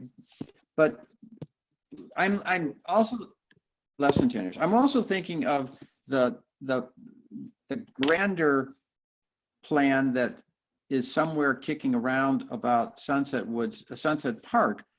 That this is only a small corner of the park, and I understand there's been, you know, I thought about doing a master plan. I know that some folks were going to give us money to put in some basketball courts. There were other things happening here. Shouldn't we coordinate all of this and do it when we can, and do it all so that we have a cohesive whole of a park that then really hits a wow factor? I'm not saying, by the way, I'm not asking for an answer to that question. That would be my opinion of how to approach this. I'll Which just I'm not mention sure that is what I'm hearing. what I'll mention to that point is when we were talking with these firms, they're looking at these, while it's just a small portion of the park, thinking about how they connect to the rest of the park, which was a big piece of what Greenprint 2024 was referring to when it was looking at the entire park, was connectivity, wayfinding, and connection to the rest of the downtown. And so while it's only looking at a small portion of the park, it is still being, that spirit is intended to be part of this project and something we discussed with the firms. And Okay, well, I don't know would if like anyone to- else has anything else to say about the larger. I would prefer that we don't just take, we understand the spirit, and when we're able to do it, we do the whole kit and caboodle so that we really have captured the spirit. I mean, if we're going to do a wow factor, you just do a wow factor. But the other thing that I would like to ask is related, but not necessarily directed, but it was brought out that there was some type of discussion, understanding, tacit comment about using money that we get from impact fees for the downtown. I have to say it's the first I've heard of it being put in those terms. I mean, what is, I don't know who was part of the conversations that led to that statement. And Brian Romes, what is that all about?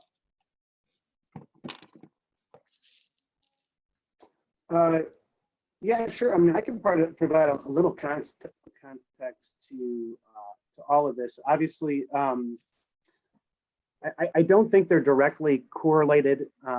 This is obviously a Greenprint project, and when we reassessed Greenprint in the fall of last year, it was then evaluated and determined that it should be a priority project going forward. And amidst of that discussion, I did share information with all the park board members that there was some conversation that I had with the city just in regards to impact fees that we were receiving from recent construction projects in the downtown area, and that there were residents of the community who had expressed the desire to ensure that those impact fees are obviously used to benefit those who would be residing in that development. And obviously, my response was that impact fees are not necessarily associated with a particular project or a particular area. They are to support the impact of having new residents into the community has on the entire district. But I did mention that Sunset Woods Park is in our Greenprint master plan and is a priority project already. So that was really the extent of the conversation. There's no agreement. There's no anything of that nature. That was just a conversation that I know I had shared with the board, and I think what Cal was referencing. Can I make a suggestion then? Why don't we table this till the next meeting at the earliest so that we can get the additional information and continue to discuss this with Brian when we have more information in front of us, all the information in front of us. Does anybody have any objection to that? Good idea. So just to clarify direction for staff at this point, there was one suggestion to negotiate the contract, and it sounds like the consensus of the board is to put this on hold and to not negotiate the contract at this time. Well, Is that correct? Let me just go, Amaya. Yeah. Yes. If we table this for 2 weeks, will that have a detrimental effect on the contract of this project? No, I think there's still some wiggle room. I think I'll say that this project has been deferred. I I think we all know that, and we're in unprecedented circumstances right now. So I think ideally, I think we'd like to see this get constructed in 2021 because it's been deferred, but waiting a few weeks isn't going to put us out until like the next year. So I think we'd still be on the timeline if that was still a target to do that, and we'd be okay. Okay. Does anybody have any objection to putting this off And then it's, a couple of weeks?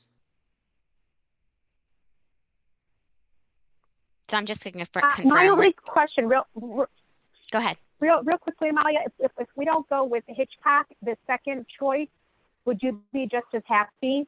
Yes, I think we would. Okay.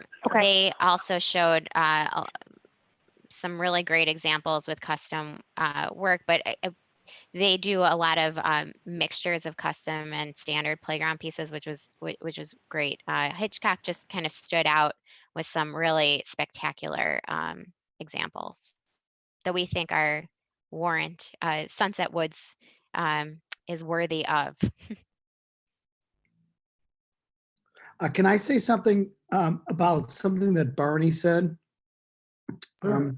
I don't think a reason in my mind to defer this is to wait till we can do all of Sunset Park. I think there's some advantages to having some of this under construction, but some not under construction. I think we can have a theme in mind as we move forward, but I don't think we necessarily have to do them all at the same time. As long as we have plots of land already segmented for our play lots or for other ideas that we may have down the line. In my opinion, I don't think we need to do the whole thing in order to do any part. Terry, I'm not going to disagree with that, but I would like to have it all master planned. Okay. Okay. On that note, we will table this for 2 weeks and we will jump into the Preserve of Highland Park project update. Rebecca Grill. Good evening, everybody. Thank you very much. It's nice to be together again.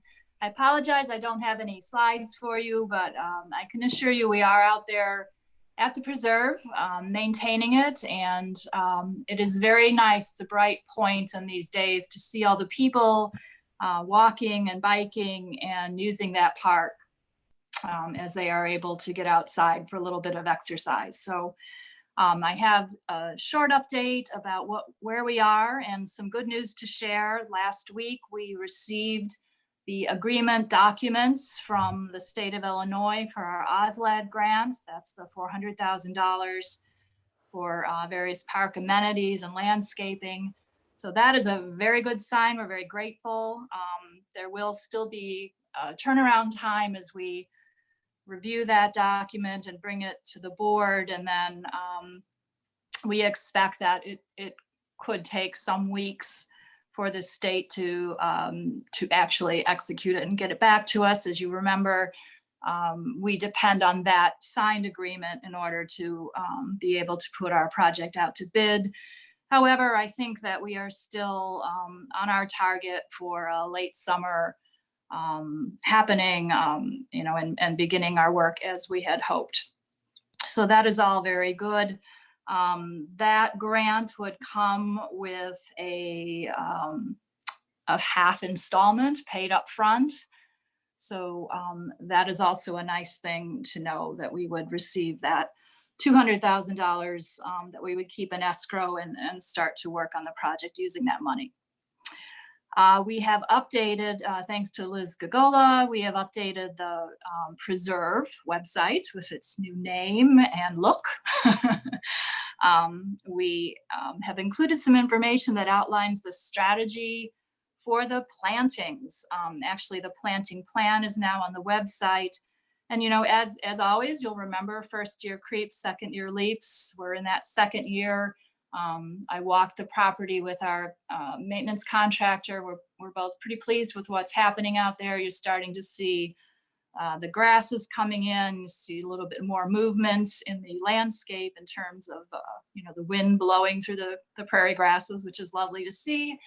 We are, as I mentioned before, maintaining and mowing. We are doing a little bit of reseeding in some areas that we were not satisfied with, but overall, things are coming along there. So that is kind of described now in the website, talking about this idea of a meadow appearance and areas where we are doing more landscape design. In fact, in a couple of weeks, we're going to be planting some things around the nearby pond that you kind of see as you're looking out of the country club windows. We actually received a surprise award of some pollinator plants from an organization called Monarch Watch. So we'll be putting those in the ground, which was a nice thing.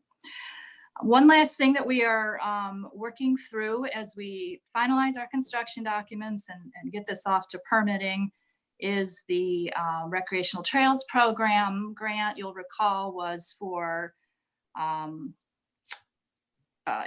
other things, a restroom. We had heard a lot from our advisory committee about the need to have some kind of relief station, if you will, out on the property, and had initially intended to provide a porta potty, such as what was there when it was a golf course. But with this grant, which we still have not received, but was forwarded by Governor Pritzker to the federal agency that provides the money, we would be able to upgrade to a nicer facility. I think you have some pictures of that. This was recommended to us by Hay and Associates, and is actually used by the Lake County Forest Preserve District. The restroom that is at the Fort Sheridan Preserve on the Lake County side. You can see a double wide version of it. So we're excited about that. We've done some work to get it ready to be permitted, and we just wanted you all to be aware of it. So if you have any questions, you can certainly, I will try to answer them for you. Yeah, I think that's everything I wanted to cover, and I will entertain questions and see if I can help you. Mr. Bernstein. Thanks, Rebecca. Again, this is a very exciting project. I've been since Sunset Valley is having golfers there now. I'm actually using the park to walk and things like that. But I do have two questions with regard to it. Number one, do we have a plan with regard to making the trails, I'm talking about the old cart paths, handicap accessible? Because at some of the bridges, I've noticed that it seems like there's some barriers, and it makes it more difficult for people who are with disabilities to use that. So is that something that we're looking at? Yeah, Cal, part of the project has been to analyze the pathways and identify areas that were not ADA compliant, so that those have been wrapped into our project plans. Any pathway that we're adding new, of course, is taking that into consideration. So I guess the short answer is yes, that's part of the project in the when we get to work on the trails, the cart paths. Yeah, I would say that where the connections to the bridges seem problematic. And so that's something that if you could look at sooner rather than later, I'd appreciate it. Okay. Okay, thank you. That's all I have. Commissioner Grossberg. It's been a couple of weeks since I've been there. Is there plans, or maybe it's already started, to put some new plantings in the demonstration garden? Right, is that what you call that? We've been out working. Yeah, since we've been out back at work, we have been doing weeding and mulching of that garden. At the moment, we do have some planting that we plan to do in there. And as we go through, we routinely replace plants in it. But if you come back and look at it, it's been a couple weeks, it's grown quite a bit too. Awesome. Hmm? I just have a question about the plans for the north end where we're up against the facility, the city facility up there. Yep. Is there, I can't exactly remember, but I know when I was walking through there a few weeks ago, it was still, early to mid-spring. So there were just very clean sight lines to the goings on behind their building. Is that more covered up in the summertime when it's lusher? Well, I expect that is the case. It generally is true when we get foliage on things. I would also say that when the city completes its plans for the nursery that's up at that end, they are to create a screening of evergreen trees. So that will probably also change that view shed. Okay. And for the better. My final question's about I sent Brian pictures of Rome's a few weeks ago about the sort of gravel or rock staging area. Yes. Yep. Can you just explain more what's going on up there? Yeah, that's part of what I was just referencing. A few, gosh, it's probably been a couple of years ago now, but we went to visit with the city forester a kind of novel idea for growing street trees. And that is a nursery where trees are grown from saplings or from seeds even above ground. So you create a large area, and that base that you saw is so that trucks can move in and out. They're coming in from Public Works, not accessing off of the park certainly, but coming in there, making deliveries because they will also store some of their street trees. So that's the base that you're seeing is the sort of access to that nursery area. And again, that'll have screening around it, and we will have access as Park District staff and bring our volunteers in there as well to work with the city and plant plants and do raise our own trees, that kind of activity. So we're kind of excited about it. I know it looks rough right now, but I know that they wanted to, as soon as the agreements were signed, be able to move in there with that stone so that they could get that material down, and then they have more work to do. Okay, thanks. Yeah. Mm-hmm. Vice President Rottenberg, I have no questions.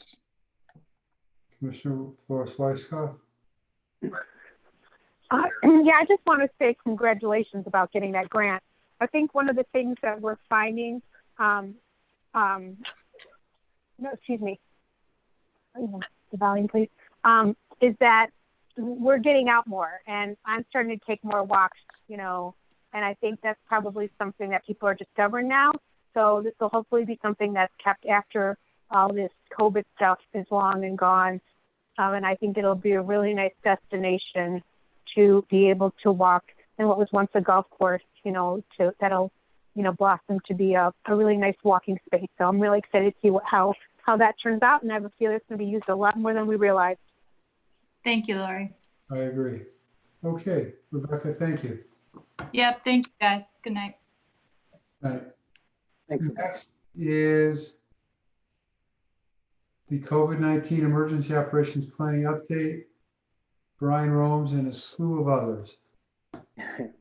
Yeah, before I go into that report, I'd be happy to share the public comment, Lori, that you referenced earlier, if you'd like me to. I found it in my email.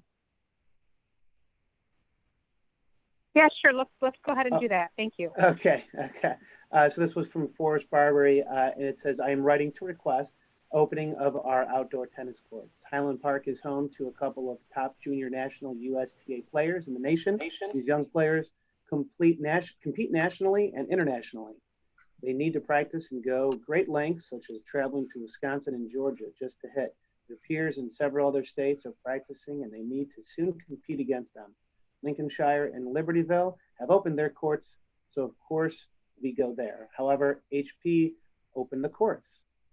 Tennis is a sport that encourages social distance. Balls are numbered so players can pick up their own or use hands-free popper. We have a ball machine for a one-player practice. The governor has opened golf, boating, fishing. Do any politicians play tennis? You have two of the top girls at G12, G14 in the country living here. Why do they have to travel so far? That's end of comment. Okay, so I would be happy to move on to the final report for the evening. And as I have done at each park board meeting since March 10th, I'd like to provide the park board and the community with an update on staff's emergency response and business planning efforts in relation to the COVID-19 pandemic. Just to reiterate, as I've mentioned at each of our meetings, our focus has been and will continue to be on three priorities, which are the emergency planning, which ensures the health and safety of residents and staff, our strategic planning, which ensures the delivery of essential enriching services, and our financial planning, which ensures responsible fiscal management and stewardship of district physical resources. Tonight, we'd like to specifically discuss the Park District's strategic planning efforts as it relates to the opening of Park District facilities and delivery of services in response to the governor's stay-at-home order and the recently released 5 phases of Restore Illinois. I know the park board and staff have all received dozens of calls. Daily, we receive them from residents wanting to know the status of our facilities, programs, and services. And even though we do send out weekly emails and we post on Facebook, Instagram, and our website, we are all anxious to return to the physical enjoyment, emotional, enriching, physically healthy activities that provide those services by the Park District. So I can assure you that our goal is to safely and responsibly return recreation activities to our parks, beaches, and sports fields for the social, emotional, physical well-being of our community as soon as permissible. So while we consider ourselves experts in preventative healthcare through recreation and leisure, we're certainly not healthcare experts. We're not epidemiologists or first responders or state or city officials, but we are providers of essential services and absorbing new information every day from the Illinois Department of Public Health, the CDC. We're taking direction from the governor's office, the Department of Commerce and Economic Opportunity, IDNR, and these updates change almost daily. And we are learning and responding at an unprecedented rate. We're working with our Risk Management Association, our Illinois Association of Park Districts, and the Illinois Parks and Rec Association to extensively review and develop new policies and new procedures that ensure employee and participant safety once we do reopen the facilities. We're obviously also in regular communication with industry-specific organizations such as Allied Golf Association, United States Tennis Association, International Health Racquet and Sports Club Association, and many more. With this information, we're in contact daily with the City of Highland Park, discussing safe transitioning for the opening of Park District facilities and programs. So with that, you all know that we are in phase 2 of the governor's Restore Illinois plan. And while we are starting to permit certain outdoor activities in small groups, it's not until phase 3 where we can permit congregating and participating in programs and services that serve groups of up to 10 people. So the Park District has put together a very comprehensive plan for restoring Highland Park. This plan it's very fluid, obviously. It's updated daily almost. And tonight we just want to give a presentation of the services that we are currently providing in phase 2, and then highlight what we hope to provide in phase 3. And we also want to discuss some difficult decisions that we are going to have to make regarding restricted activities due to the social distancing, personal protection, and necessary sanitation. So I'm going to turn it over to some members of our leadership team, including Liz Gagola, Ryan Oakes, Mitch Carr, and Chris Milozewski, each who will provide an update for their respective areas and talk about how we are responding and preparing for the summer. And then after they present, after they each present, if there's questions or feedback, we certainly welcome that from the board. Hey, Ryan, Yeah. you want us to ask questions after each presenter or wait till the end? Yeah, I think you can definitely ask after each presenter. I think that would probably allow for everyone to be able to respond to fresh information. So if that suits the board, that's definitely how we would like to move forward. Okay. First, we're just going to give a quick update from Liz, who's just going to provide a brief update on the Happy and Healthy at Home activities that we're offering for free to the community. Good evening, everyone. Can you hear me all right? Yes. Everybody? Okay, good. So thank you, Brian. As Brian mentioned, I am just going to give you a quick update on where we are with the project that started from the very beginning when we closed in mid-March. We have engaged the community with no cost online educational, fitness, and human interest activities and videos.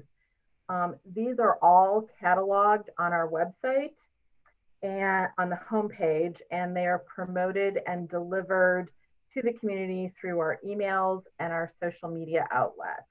New content is added daily, and as of today, there are over 111 videos and activities. The videos alone have been viewed more than 36,000 times. This week, our athletics team is launching a coaches spotlight that will feature interviews with local high-level coaches.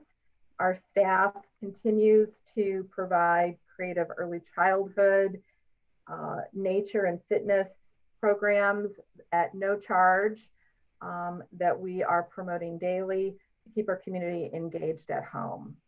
So that's just a quick update on our Happy and Healthy at Home project that we will continue to do until we are open. Can I ask one question, Liz? Yes. I know that we have classes on our website. Are we doing any live classes? There are live classes. We have done a few classes that have been free, and we also are providing live classes through our virtual programs in this month, and will also next month that our community can register for. Thank you. Commissioner Bernstein? I have no questions. Commissioner Grossberg? I have no questions. Vice President Ruttenberg? No questions. Thank you, Liz. Commissioner Flores Weiskopf? No questions. Thank you for the update, Liz. Thank you. Sorry, Lori. Thank you, Liz. That's great. Sure. So if there's no other questions about that, I'd like to ask Ryan Oakes to give an update on our golf course and learning center operations. Thank you, and good evening, everyone. Right now, we're in phase 2 of the 5 phases from the governor's office. And at the golf course, that includes the restrictions of walking only, twosomes per group, and 15-minute tee time intervals. The clubhouse is closed completely. Bookings are online or by phone, and prepayment is required. The prepayment, we call each individual tee time the day prior or the morning of their tee time to gather payment from each group. No outside staff is present, so that includes a starter, ranger, or cart attendant. We don't have any of those. The driving range is closed and the practice green is closed as well. As we move towards phase 3, we're hopeful with the Allied Golf Association working with the governor's office. There'll be single rider cart usage.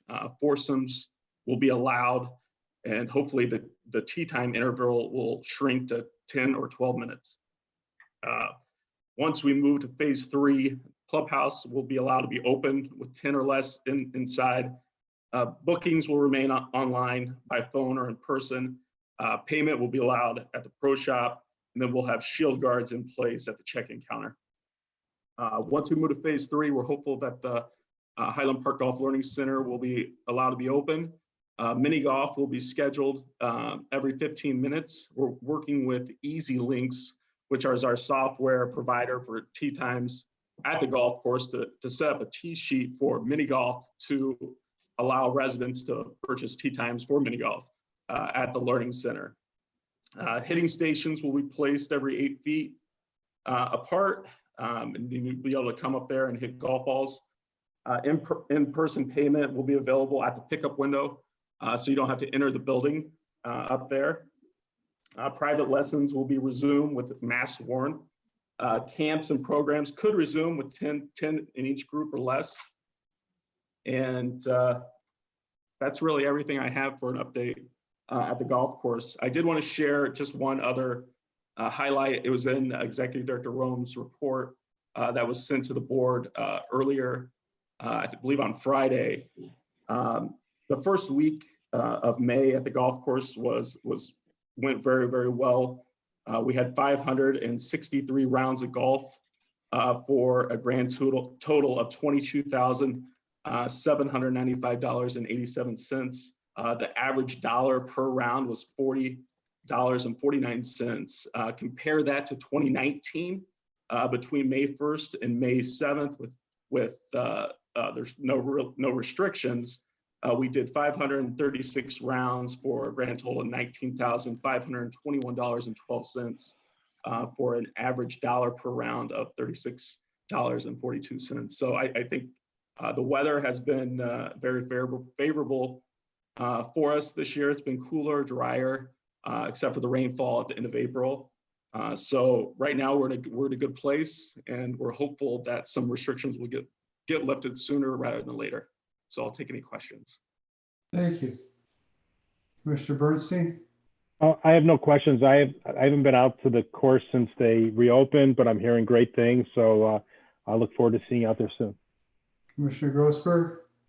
I just want to make sure I heard you correctly, that because there was some talk a couple weeks ago that we had a connection in the governor's office that they were talking about foursomes every 15 minutes.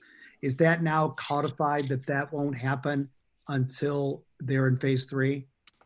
No, I can't say for certain, but I know they're pushing for that sooner rather than later. I think they're literally working on that every day to try to get that passed sooner rather than later. Okay. And, So that's Brian, you might want to touch base on that, Brian Romes. Yeah, I don't really have much more to add. I think you hit the nail on the head. I think, obviously the evaluation reports are out from the first week, and that it was very successful and safe, and that, the association there is trying to take it to the next level to continue safely participating in golf. So. Okay, so it's not necessarily contingent on us moving to phase 3. No. The other thing, I have gone out there and played late, and I talked to Brian Romes about this just a little bit, just about I know we have a real skeleton crew out there, and I'm just wondering if the board has any ideas about I know about maybe having one extra person there. I mean, or if the staff has any thoughts about it, only because you just don't know what you're not seeing when you're not out there. And so because the golfers have so much freedom, there's a lot of people just taking, a whole bunch of shots or carving up the course. And I'm just wondering how often a ranger type person is able to go out there, or if there's any thought about increasing even just by one person our access to people as they're golfing. I think that's a good idea, and we can definitely talk about that internally. I don't have an answer for that right now, but it's definitely a good idea, and especially on days when we're busier, I think it could be warranted. But it really depends on weather and what type of day it's going to be. Yeah, and I'll just add, we're obviously on a very, it's kind of a skeleton crew right now, but certainly if we go to foursomes, we will change that. I think during the peak time of the day, we do have a ranger who goes out on the course, and I think in the late afternoon, similar to when we're actually fully staffed, there's just less staff on the course, and those are typically just because there's typically less people on the course, but all good points and all things that we can certainly consider going forward. Okay, that's it. Vice President Rotenberg, No comments. Mr. Flores Westcott. I don't have anything either. Thank you. Okay. Brian, who's next? Yeah, okay. Next is Chris Melzewski, and Chris is going to talk about our virtual programs as well as our summer program opportunities. Good evening. Can everybody hear me okay? Yep. All right, fantastic. So thanks for having me once again. I'm here, as Brian said, to talk a little bit about our virtual programming status.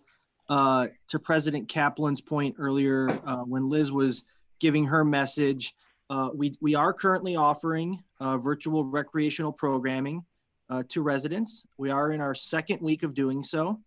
If the board recalls, we decided to implement programming on a month-by-month basis just to better be able to understand and allow for staff to transition to in-person programming, which I'll talk about here in a little bit. But with that being said, the catalog that was offered in May included courses such as tennis instruction, nature-related activities, athletic skill instruction, dance and theater, and of course our award-winning park school. I'm happy to say that as of today, we have 150 participants registered, and we do anticipate more coming on board for our Crush the COVID-19 Mile Challenge. With that being said, staff is now transitioning thoughts virtually to June, and we are engaging our participants for some feedback to collect their thoughts on which programs they would like to see provided to them for the month of June. And we anticipate our virtual program guide being released on May 20th. We certainly do not want cost to be a deterrent for any of those interested in participating in our virtual activities. And we encourage anybody that may have financial constraints due to COVID-19 to reach out to us at registrations@pdhp.org for some assistance, and we'll certainly help those in need. So that's kind of my brief update on virtual programming. If anybody has any immediate questions, I'm happy to answer those. Commissioner Bernstein. Nicely done. I have no questions. Commissioner Grossberg. I have none. Vice President Rotenberg. Just one question. How are we communicating to the public that if they are affected, that we have the ability of adjusting fees, waiving fees, whatever you want to call it, so that people know at some very easy point and they don't have to second guess whether it's available? To my recollection, there is a piece in our virtual program guide for the month of May. And I fully anticipate that verbiage or inclusion will be included for the month of June's programs as well.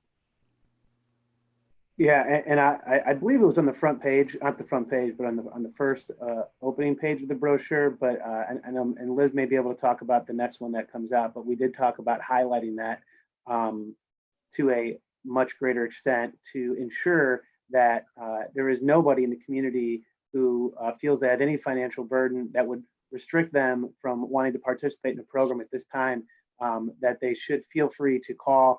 And we're not going through our typical application process. It's really, we just want to eliminate as many barriers as possible. We understand there are people in the community, obviously, who might be struggling or who just can't fit this into maybe their finances right now. And and they have a need for engagement and recreation. And so we're reaching out and saying, if you do, please give us a call or send us an email.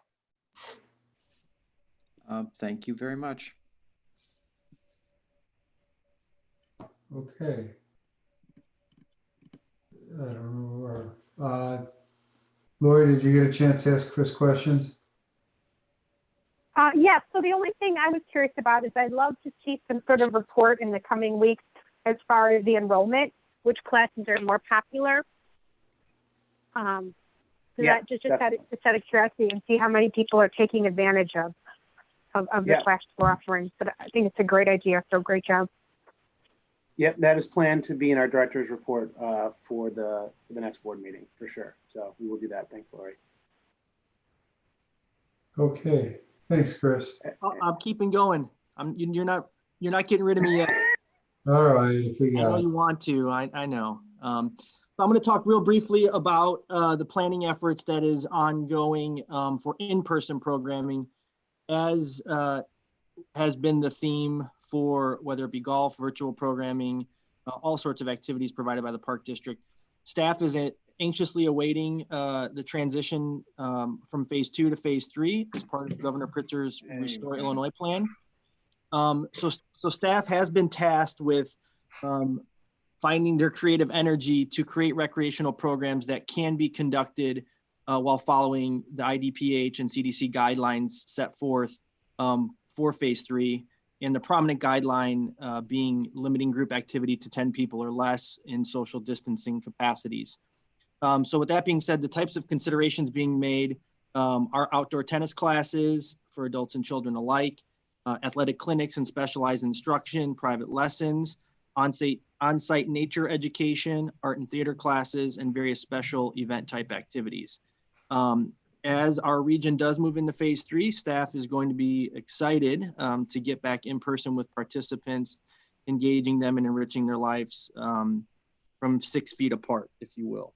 So, this is kind of a fluid process, but we do have some great plans in place, and we're just waiting for the transition from phase 2 to phase 3. So I'll take any questions about in-person programming efforts that are being considered, if anybody has any. Commissioner Bernstein? So Chris, so I understand this. So before we do anything in person, we have to wait till stage 3, or is there potential to open it up before that? No, so part of the Restore Illinois plan, anything to be done in person, we would have to move into phase 3. Yes, Cal. Okay. And I know it's just a guess at this point, but what's the latest news on when phase 3 may start? Well, unfortunately, to my knowledge, and as I've read and watched the news and have heard, us being in the northeast region of the state and having several highly populated counties puts us at a disadvantage. The other three regions are certainly looking as if they're going to be transitioning at the end of May or early June. Our numbers, if you will, our positive tests to tests provided doesn't seem yet to be meeting that threshold. And so, it could be as early as June, or as late as late June or early July. We're certainly just at the testing numbers disposal, unfortunately. Okay, all right, thank you. Yep. Commissioner Grossberg. Thank you. Yes, could Brian or Chris, can you tell me a little bit more about the plans to open up the outdoor tennis? Yeah, that's actually going to be the last presentation that Mitch is going to give. Oh, got it. All right, I'll wait for that. Thank you. Sure. Vice President Rottenberg. I'm good. Commissioner Flores Weisskopf. I don't have anything either. Okay, thank you. Okay. I have one more, and then I promise I'll be muted for the rest of the evening. So I'm going to talk briefly about fitness programming. As PDHP operations came to a screeching halt in March, fitness staff began offering short tutorials, which any viewer, members and non-members at the rec center alike, could utilize to continue their personal health and wellness routines from home. In the month of March, 13 virtual tutorials were provided to the community on social media, collecting approximately 4,000 views. And as we transitioned into April, staff did continue to film short videos to utilize for social media at no charge. And as the month progressed, we started to incorporate longer full group exercise formatted classes, lasting anywhere from 30 to 60 minutes. These classes were very well received and had a monthly usage of about 7,400 participants across 41 various videos.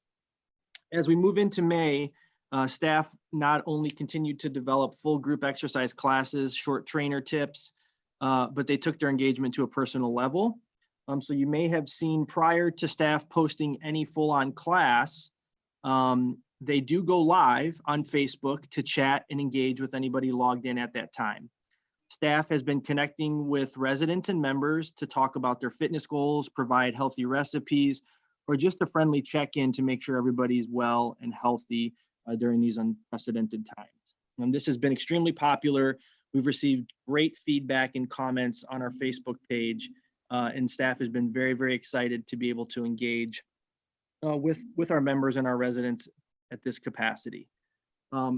As was the topic with in-person programming from a recreational standpoint, moving into June, fitness staff is also preparing for phase 3, which allows for in-person outdoor fitness group exercise classes to be conducted in a group of 10 or less. So currently staff is preparing a schedule on a monthly basis in which in-person fitness classes outside could be held, and are planning to have those classes be pre-registered and for participants to pay a fee for that class to ensure that not only are group sizes managed, but also that we are continuously receiving revenue for our efforts. As also part of phase 3 in the Governor's Restore Illinois plan, it does also allow for staff to conduct personal training sessions indoors, which we will certainly be offering to the community once allowed to do so as well. And that's all I have on fitness. Commissioner Bernstein? What's the plan for the indoor pool? I believe Mitch will be talking about that as well. Okay. I can update on that. Okay, thanks. Commissioner Grossberg? I got nothing. Vice President Rodenberg? Nothing, thank you.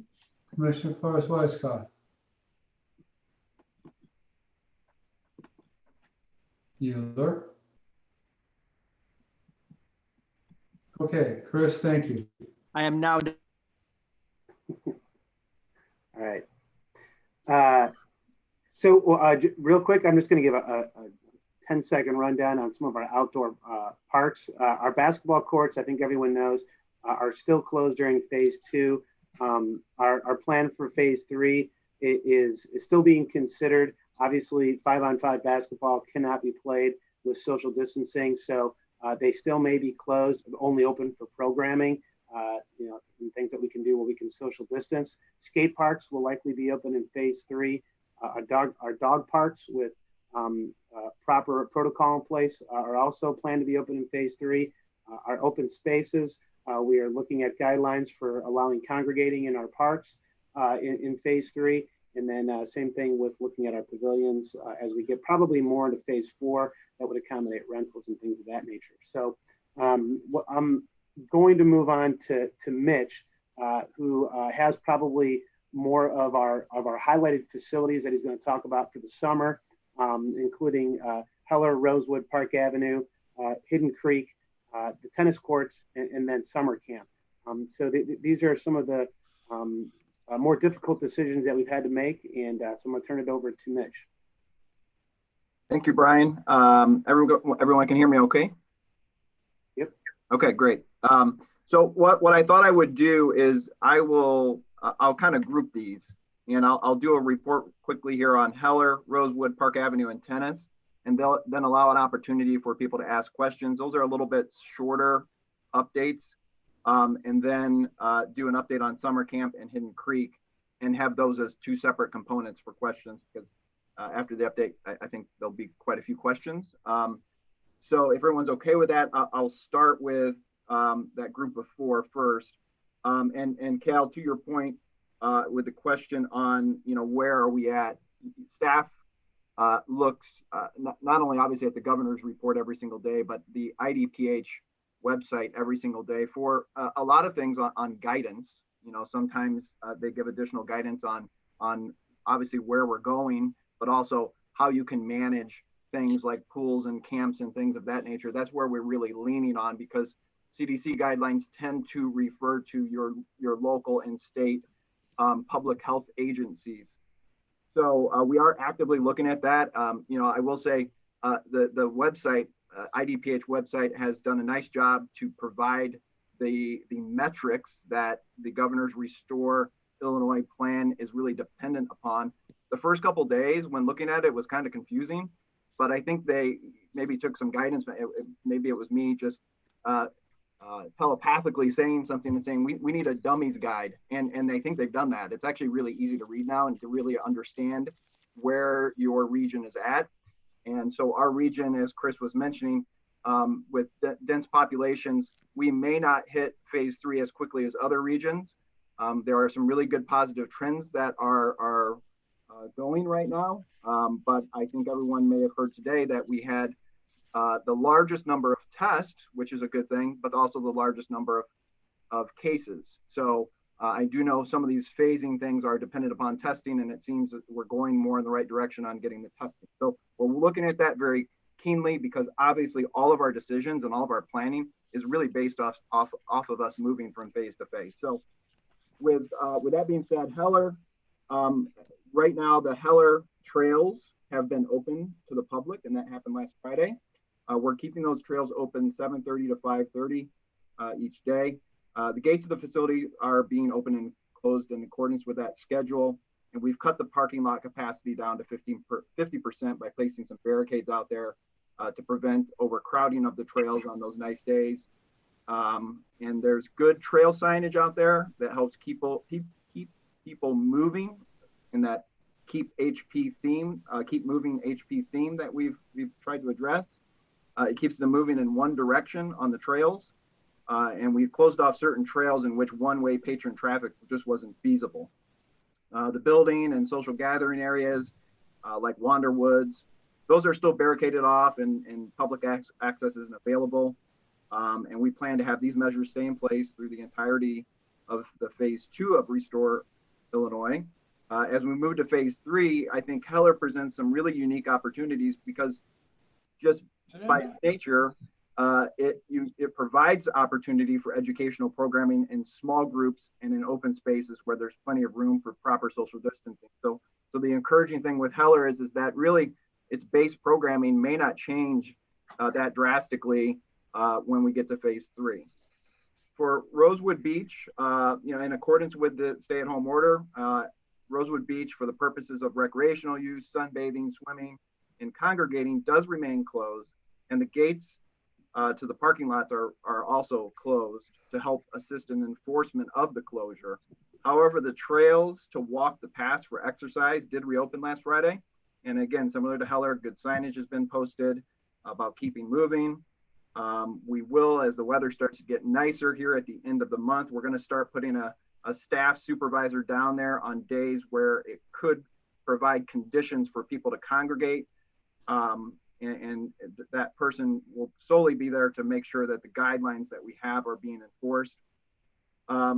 We are looking at a plan to open the lower level lot during Memorial Day weekend for resident access only, really as a way for people that are now stuck at home over a Memorial Day weekend and have cabin fever. And if it's a nice weekend, they could take a break using those same guidelines that we have in place and enjoy Rosewood for a quick visit.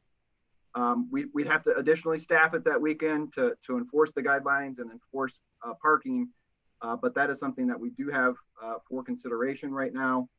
As we move to phase 3, Rosewood will create some challenges. It'll be a little bit of a difficult venture for us.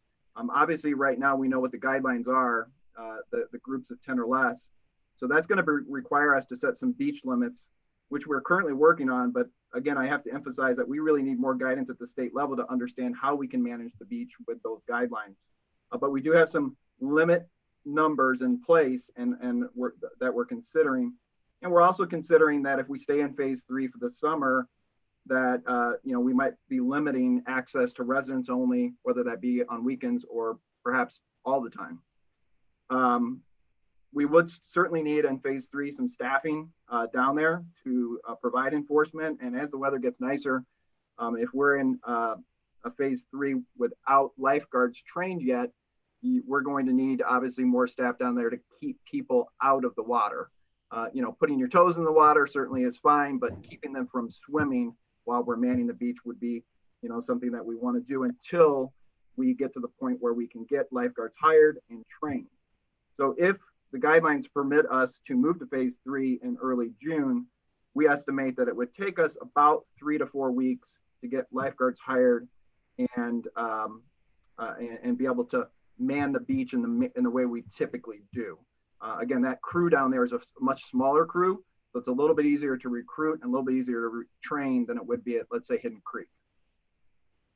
With regard to Park Avenue, staying on the lakefront side of things, the city and the Park District did meet with the boating community, leaders of the boating community, North Shore Yacht Club, last week to inform that during phase 2, and while there is a emergency declaration by the mayor in Highland Park, that there will not be any water activities at this time. The two governments are in daily communication as it pertains to the impact that COVID is having on the community. The city reported public safety concerns if sailing or powerboating was available, giving modified staffing levels with great emphasis on responding to COVID matters and minimal dependency on mutual aid during the pandemic. The Park District reported that the pathway down to Park Avenue, much like Rosewood, will be open for exercise, and that has happened. Signage again has been placed there.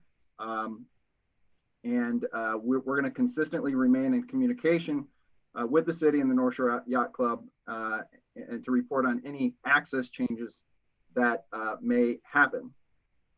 So once we move to phase 3, and if the stay-at-home order emergency declaration is lifted, the Park District can work on finalizing a timeline for potential boating season to share with the city and the Yacht Club and address with the board as well.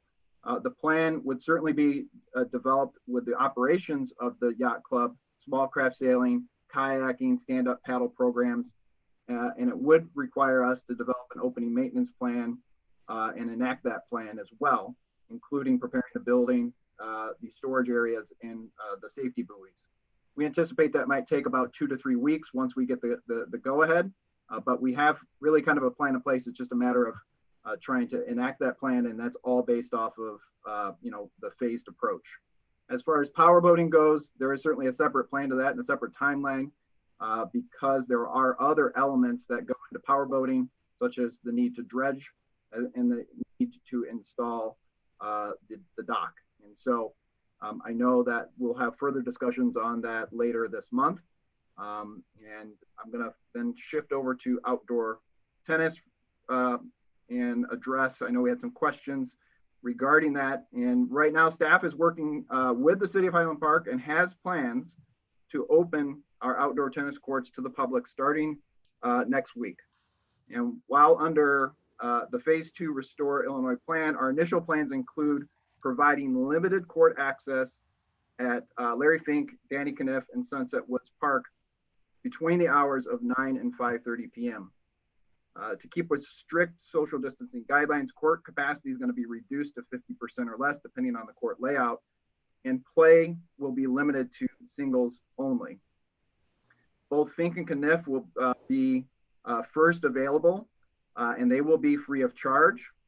With that, with Fink and Caniff, we would have 7 tennis courts available and 4 pickleball courts available at those locations. The Sunsetwood clay courts will also be available once the preparatory maintenance is complete and an ongoing maintenance plan is implemented. Once the clay courts are ready for usage, staff is recommending that we implement a fee for the clay courts use, and that would help offset some of the maintenance costs associated with the clay courts. We're proposing looking at a fee that would be $10 for a Deer Creek member, $15 for a resident, and $20 for a non-resident. For all the courts, residents would be required to reserve a court through the Park District website for a 1-hour time block. They'll be limited to 1 block of time per day. And the reservation system will allow us to prevent overcrowding of the courts, and will also provide a buffer time built in so that one group can finish and the other will leave and they won't kind of cross paths. And all the guidelines that we've developed are in line with the United States Tennis Association. Those are going to be posted and expected to be followed.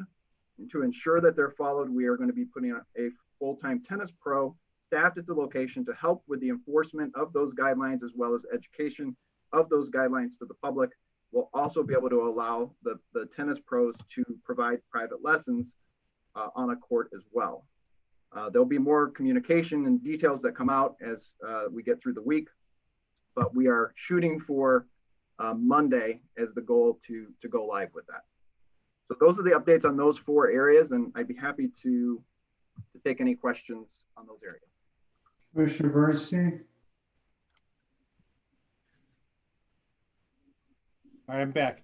I was knocked out for a little bit, so I missed the pool discussion if you had one. So if someone can fill me in, that'd be great later on. I have 2 questions. Number one, I think I heard you say that this includes pickleball also? Yes, that's correct. And that's going to be at Danny Kneff? Yes. And okay, my second question is, why do you have a 5:30 end time? I mean, some people are working during the day and they want to play afterwards, especially with the sundown going later and later.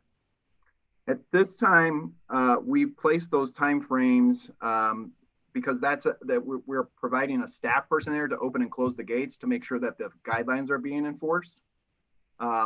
So we have basically one staff person based on an 8.5-hour day to help enforce all the guidelines. Okay, well, just be prepared for some pushback regarding that. And then someone can, after the meeting, someone can update me about the pool. I appreciate it. Sure. We haven't done the pool yet. Yep. Okay, Commissioner Grossberg. Could you tell me again where you said you were going to advertise the new rules concerning tennis? So there's a couple of ways we're going to do it. So the reservation system is going to be used on the website. You would go on and reserve, and you'd actually acknowledge not only a waiver form, but also the rules on the website. But there will be the rules also, or the guidelines, I should say, by the USTA also posted at the facilities as well. Got it. So that the one way the public is going to know about this is through consulting the website. Correct. In order to make a reservation, you'll see those guidelines and acknowledge them. Okay. I mean, are we going to have any other kind of push, I guess is what I'm asking, to get the word out? Or are we hoping to keep it, I don't know, quiet? Or, I mean, no, I believe if Liz wants to jump in with any communication plan via communication standard, email updates, as well as we have our down the line tennis email that we can send out as a blast as well. But Liz, I don't know if you have any specific plan you would want to share. We would send out an email blast to our entire database with the information, similar to what we did for the opening of the trails at Heller and at the lakefront. So it would give all of the information, the guidelines, hours, things of that nature. And then that would also be posted on the homepage of the website, and we would also promote it on our social media outlets. okay. And are we pleased so far with the attendance that we've had at like Heller and stuff like that? Do we feel like the word has gotten out to our satisfaction? I went out on Sunday. It was a nice day, and took a walk and just went up there to see how things were going. And there were 8 cars there. And I will say, I only ended up, let's say, catching up to only one group. So I think that the way we've kind of developed things and designed things, it's really keeping that social distance. Okay.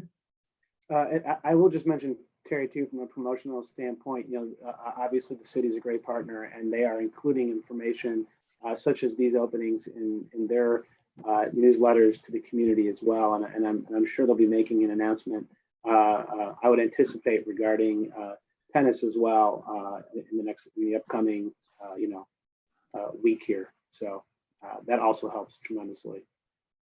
Well, we all know tennis is the most important sport, so we got to get that word. Right. That's it. Vice President Rottenberg. Thank you. I do have a few questions and comments. Maybe I missed it, but we haven't talked about the rec center yet, have we? That was 2 hours. We have not talked about the rec center. The rec center, we talked briefly about it with regard to fitness. So understanding right now what the Restore Illinois guidelines provide us, the access to the rec center is going to be very limited in phase 3. Our only really opportunity is through personal training. So it would be closed to the public, and we'd be able to offer some personal training opportunities within the building. I do have an update toward the end of this about the Homecoming Committee, which is really developing the plans for opening all the buildings.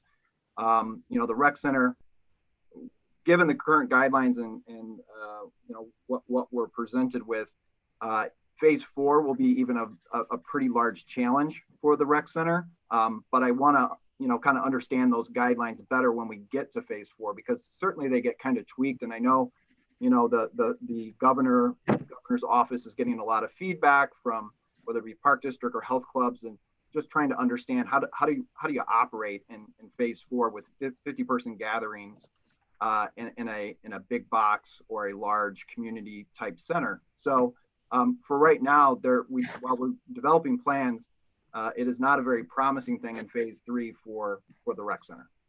Okay, thank you. Okay, now a couple, 4 or 5 things.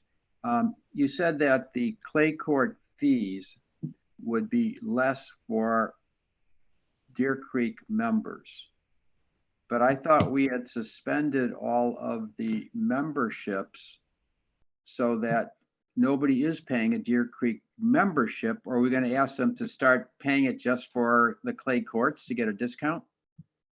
So really what we had done with that, and it's certainly a valid point. It is more for a, right now they have a suspended membership as is in suspension.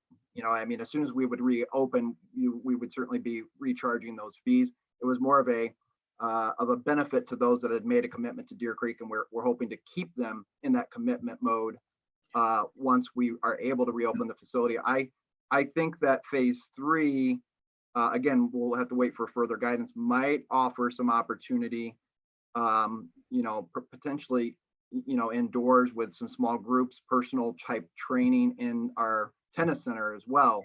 But once we get to phase 4, we're obviously going to get a lot more opportunity within Deer Creek. But that was kind of the design, is just to try to provide a member benefit and keep them a member once we reopen. But that means they have to start to use the clay courts and get the discount. They have to activate and start paying the membership for Deer Creek. Well, it would be applied to one that had a person who had a committed membership prior to closure. If we decide to go down that road. Okay, I prefer that we didn't do that, because we're making a facility available to the community. So I don't think we should do that special rate for the former Deer Creek members. I also have had some people suggest, and I may have mentioned this to Brian, that the gates at the tennis courts can't have the locks on them, because if somebody is coming in, we don't want them touching the gate. Yeah. So part of our plan with that would be, in areas where we can keep a gate open, maybe an initial entrance, we would. But if it's an entrance in which if the gate's open, obviously the ball goes through, we would have to keep that closed. but we would be putting hand sanitizer stations there so that they could sanitize immediately after touching. Oh, okay, okay. Yeah, that was a concern. Now, why are we only opening the large tennis venues when we have courts scattered throughout the community? And if we're concerned about there being, like here in Ravinia, there's 2 courts. And if we're concerned about both courts being used, we can take one of the nets down. And I don't understand why we are just opening the enumerated courts. Yeah, and so we did actually talk a little bit about that. And that's not to say, I think, one of the things was to kind of get this launched off the ground, making sure that those guidelines were really being followed and that there wasn't congregation, and they were trying to follow those USTA guidelines, and doubles weren't being played and things of that nature. I think we were taking a very cautious approach to get this launched, knowing that in phase 3, maybe there's less stringent guidelines, maybe things like doubles are more encouraged. And so that was one approach we wanted to take, is look at our community park areas where, we can service many people, but also put a staff person there to help with those guidelines enforcements, at least in the beginning phases. I know that we're going to have people objecting to not having the local courts open. Another question I have is, well, it seems like we're willing to have a tennis professional as the person who's there. And I don't know the salary and I don't want to get into it, but it seems like it's an expensive person to have standing at the tennis courts. But why are we allowing private lessons at the tennis courts at this point, but we're not allowing private lessons for some of the other things that we have facilities for people who might be interested? Like yoga, for example. Yeah, this is, specific to an outdoor environment, and the guidance that we have right now is that, in an outdoor environment, we can do that, one-on-one lesson, because it's really like playing singles on a tennis court. It's so inside buildings, we're not able to open those up. Outside personal training style activities, if we had social distance, that's something that we can look at, right now. Oh, okay. I just want to understand. It just seemed like, it's not that I have any objections to people learning how to play tennis, Lord knows, but it just seemed like it was a little contrary to things that you've said elsewhere in our presentation. My other question, and maybe it's the overriding question, is the enforcement of the social distancing that is underlying our opening the beaches and parks, etc. And I mean, if we get somebody who is ignoring the social distancing and a non-police person comes up and says, you got to stay 18 feet apart, what do we do when they tell the guy to, just politely say, take a hike, leave me alone, I know what I'm doing. And then this is my cousin, he's living in my house. I mean, how do you expect to enforce these things? And I would say, Barney, when it comes to Rosewood Beach, that's the phase 3 most difficult thing right now. I mean, I know, right now, keeping the parking lots closed has really limited that. It still happens and still will happen on occasion, but keeping the lots closed has allowed us to really have minimal need for enforcement. It right now really wouldn't be any different than, how we do enforcement on, at a rec facility where, we're enforcing a guideline and a patron isn't happy with that and confronts our staff. Is we try to diffuse the situation, and if it gets to the point where it's out of control, we do call the authorities, and we're hoping that doesn't get to that measure, but that's really our only resort. I know when I talk a little bit, I had in my presentation a little bit about our, community policing authority, but that right now is we're working with the city on how we might be able to hire some of those former CPAs as some, let's say, park access control. And those are people who have a little bit more experience over a several year period of doing this on a regular basis, whether it be at Ravinia or Lakefront. So those are conversations we're in right now to hire them as Park District employees for the summer, especially when we get to phase 3. And we're going to need help in enforcement. And those individuals are a little bit more seasoned on how to do that than some of our other staff. And we'd use them instead of our current staff, I assume? Well, when we get to phase 3, if we were talking Rosewood, our staff right now that we might be putting down there would be staff that would get moved to doing things like beach management from a lakefront swimming perspective, like they normally do. Yeah. Those staff would be then hired to help with the beach enforcement, the parking enforcement, things of that nature.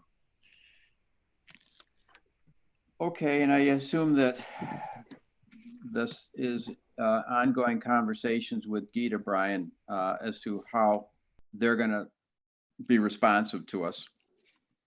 Yep, absolutely. And you bring up some excellent points, which I think are the primary topics of conversation that are being had right now is really what I think the city and the government's trying to do is prevent taking a step backwards. And so a slow transition into having more monitored areas and tighter restrictions and opening less tennis courts, for example, reduced hours.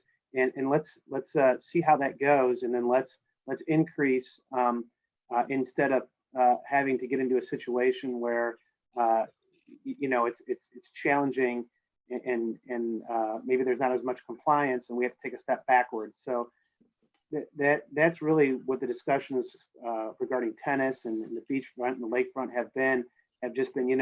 I know it's a struggle now for the police to manage the restrictions. So it's a very transitional approach to ensure, like we said, that these guidelines are being followed. And that's, unfortunately, we keep seeing the news media showing us how they're not being followed, and the consequences are dire. I don't have any further questions after that negative, dark comment that I made. Okay. Commissioner Flores Weisskopf? Can you hear me? Yes. Oh, great. Okay, thank you. So my only concern, I've been thinking and hearing all this about safety. I know that Megan left us last year. Are we interviewing? Have we done anything with the safety position? Because it seems like that would be a pretty important role right now. Even though we're not hiring, I think that's merited right now. So where does things stand there with the safety manager position? Yeah, so we are in a hiring freeze right now. We are not interviewing or posting that position at this point. So those responsibilities have been distributed amongst staff. That falls under the human resource area. So I can tell you that Donna Dunn, as well as Roxanne Hejnowski and Dan Voss, Mitch Carr, and we have a safety committee, and we also have this homecoming committee, and they're all really focused.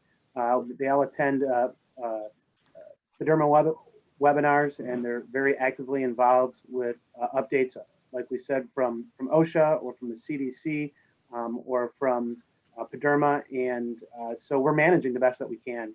But it's certainly challenging, and you bring up a good point, and we're managing it to a degree that we feel is the best we can right now, and I think staff's doing a great job.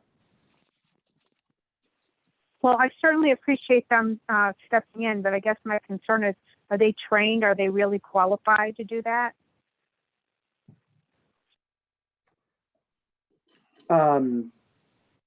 Yeah, I think they're certainly qualified from the standpoint of being able to learn the information. But I mean, Megan, our old safety coordinator, she didn't have a specific degree or anything in safety and a lot of safety coordinate.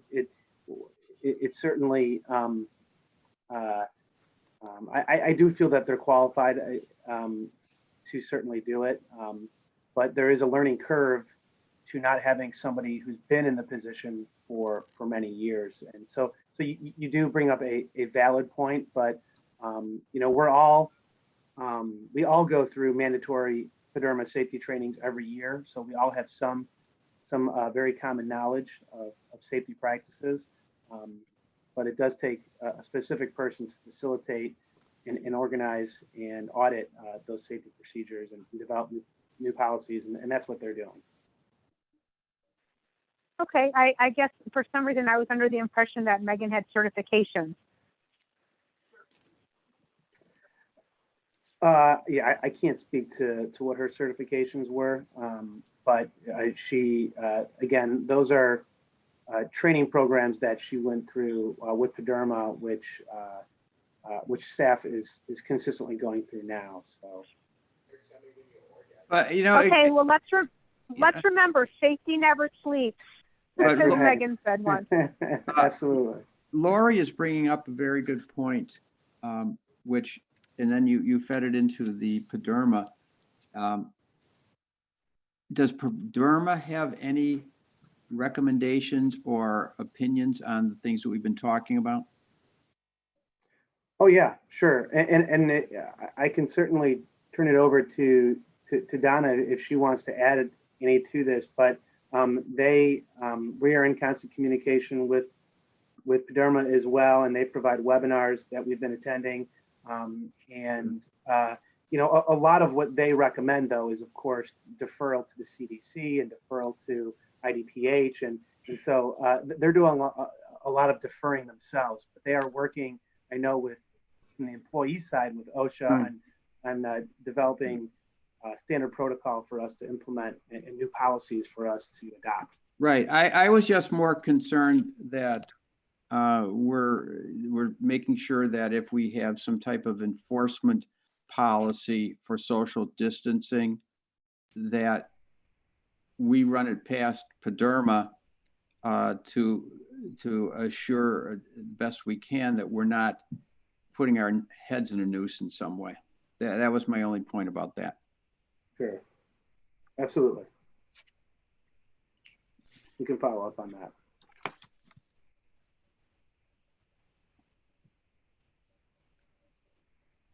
Okay.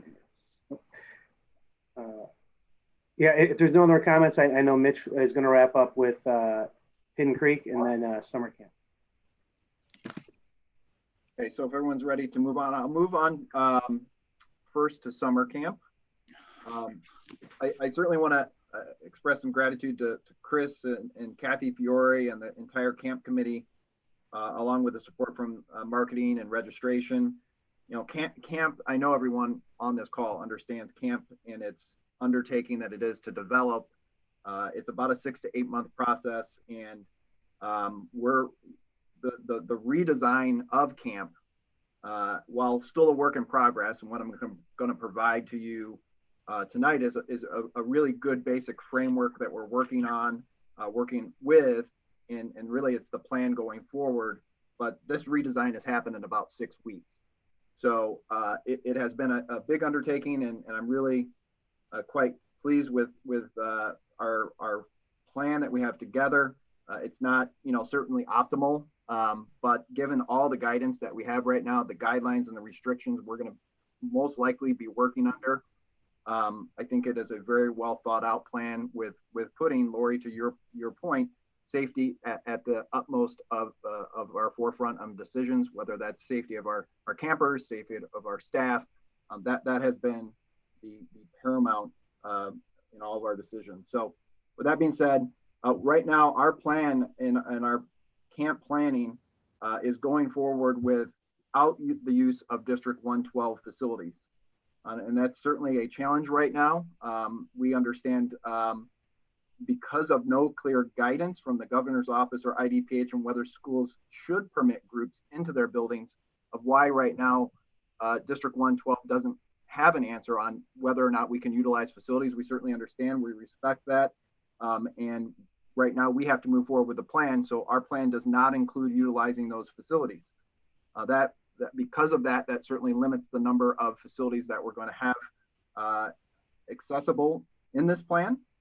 But we decided to utilize all of our own Park District facilities, taking into consideration all of the IDPH, CDC, local and state operational guidelines into consideration in the development of the camp, making sure that it is safe and fun, and ensuring health and wellness for all of those involved. To be able to meet those objectives, we've laid out the plan the following way. So we will be offering a modified camp. We may change the name of it to something that's a little bit different because right now this isn't our traditional camp. And there's marketing, there's kind of a thought process when you say Park District Highland Park Camp of what that looks like. It's not going to look the same this year. So we're considering changing the name a little bit to go with what's going on right now. With that being said, the modified camp would be 6 weeks. It would begin July the 6th. So it would be pushed back from the middle of June to starting July the 6th. It would be located at various Park District facilities.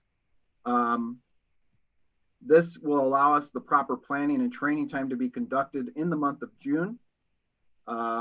Each site is being considered, which will allow us for quick and safe transition from indoors or from outdoors to indoors in case of inclement weather.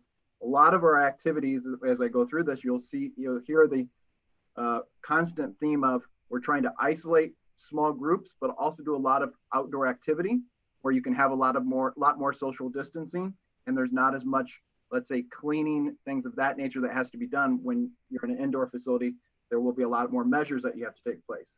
We're still finalizing all of those locations, but there is a framework of those locations in place. With the exception of golf and tennis camps, specialized camps will not be offered this year. This was done to ensure the greatest number of campers possible to be accommodated while adhering to various guidelines like the social distancing.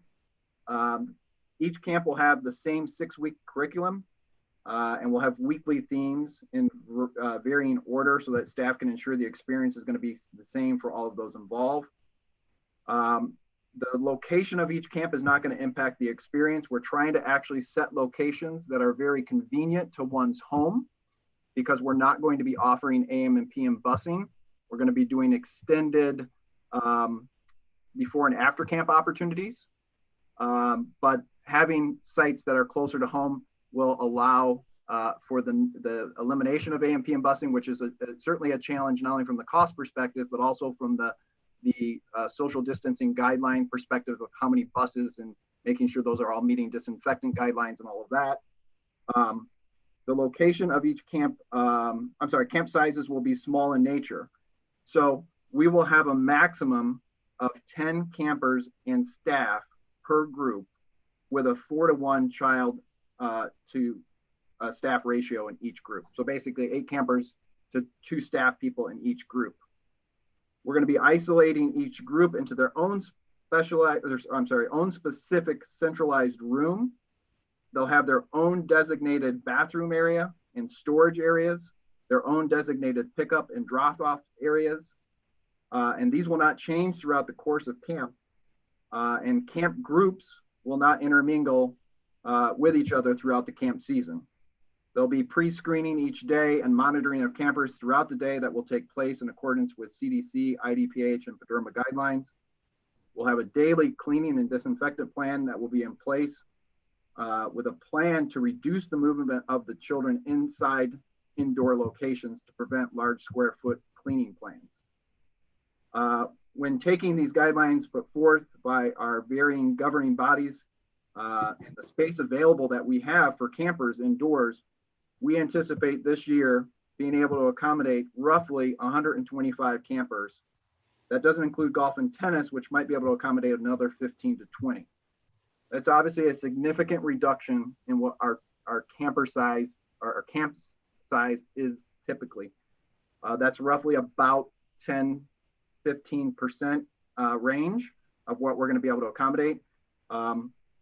Just to, I guess, have a reference point, at when this all started on May 15th, our registration for camp was at 948. Each campsite, as I mentioned, will have before and after care options. The camp itself, while not having AM, PM busing, will run from 9 a.m. to 3:30. There'll be a 7:45 to 9 a.m. Before camp and a 3:30 to 6 p.m. after camp. Camps are not going to take any field trips outside of Highland Park. We're going to only utilize PDHP facilities. And transporting campers from site to site will require buses, but there will be limited. We are anticipating needing 3 buses, 4 camps this year, and with limited transportation from facility to facility, with a disinfectant cleaning plan set for all of those buses, working with the busing company. Staffing plans include a significant reduction of seasonal hiring this year and placing full-time staff in the capacity of site directors and counselors as needed. Not only do we believe having full-time support and supervision will be important for the enforcement of restrictive guidance and protocols that come with the COVID-19 pandemic, the addition of reduction in summer program offerings allows us to pull some of that full-time staff and shift their responsibilities to support camp programs, which will reduce the expenses typically needed for camp staffing. Camp registration will only be allowed for the entire 6-week format and will begin on June 8th for any camper that is currently registered in our previously offered camps. Beginning June 15th, those that have not registered for a camp, if there are any spaces available, would have the opportunity to register. For those who do not wish to register for our new camp format, we will begin processing refunds on or near June the 8th. Tomorrow, a message will be distributed to families notifying them the cancellation of our current camp while addressing our refund policy and highlighting our new camp plan. Included in that message will be a link to a survey asking families for their level of comfort in sending their child to camp based off of the certain modifications that we've been making. These results will also help guide us through the planning process before the start of camp. I know that's a lot of information to take in. I'm happy at this point to take a pause and take any questions that you might have regarding summer camp, and I'll also invite Chris to jump in on any of the answers, since he has also been key in developing this. Cal? Yeah, so how are we going to, so we're basically operating, let's say, at 15% capacity. How are you going to prioritize who gets to be in the camp, number one? And number two, how are we going to message it to the people who don't get into the camp so that there are no hard feelings? It's a great question. It's something that we are certainly struggling with, knowing now that we have this framework and now that we have the phase 3 guidance on what that looks like, and that's probably the reality that's where we're going to be during camp, at least at the start of it. So our plan right now, Cal, is to try to develop a message to our community that says there are going to be limited spaces available. We're asking our community to step up and if they can, to step aside and provide that spot for a person that, let's say, is an essential worker, you know, a healthcare worker, you know, grocery store worker, all those people that right now are essential and they have to go to work, and try to provide opportunities for those individuals. We can't control that. It's just more in our messaging that we're hoping that people will have capability to do that. We are also looking at a potential of doing a lottery system. And, you know, because it is really, if we just opened it up to, okay, first come, first serve, that's going to be really challenging. Because again, we know that even if we tried to message only for essential workers, we could have more than 150 people that are essential workers that need the care. So we are still working on that final plan, and it's a work in progress. Wow.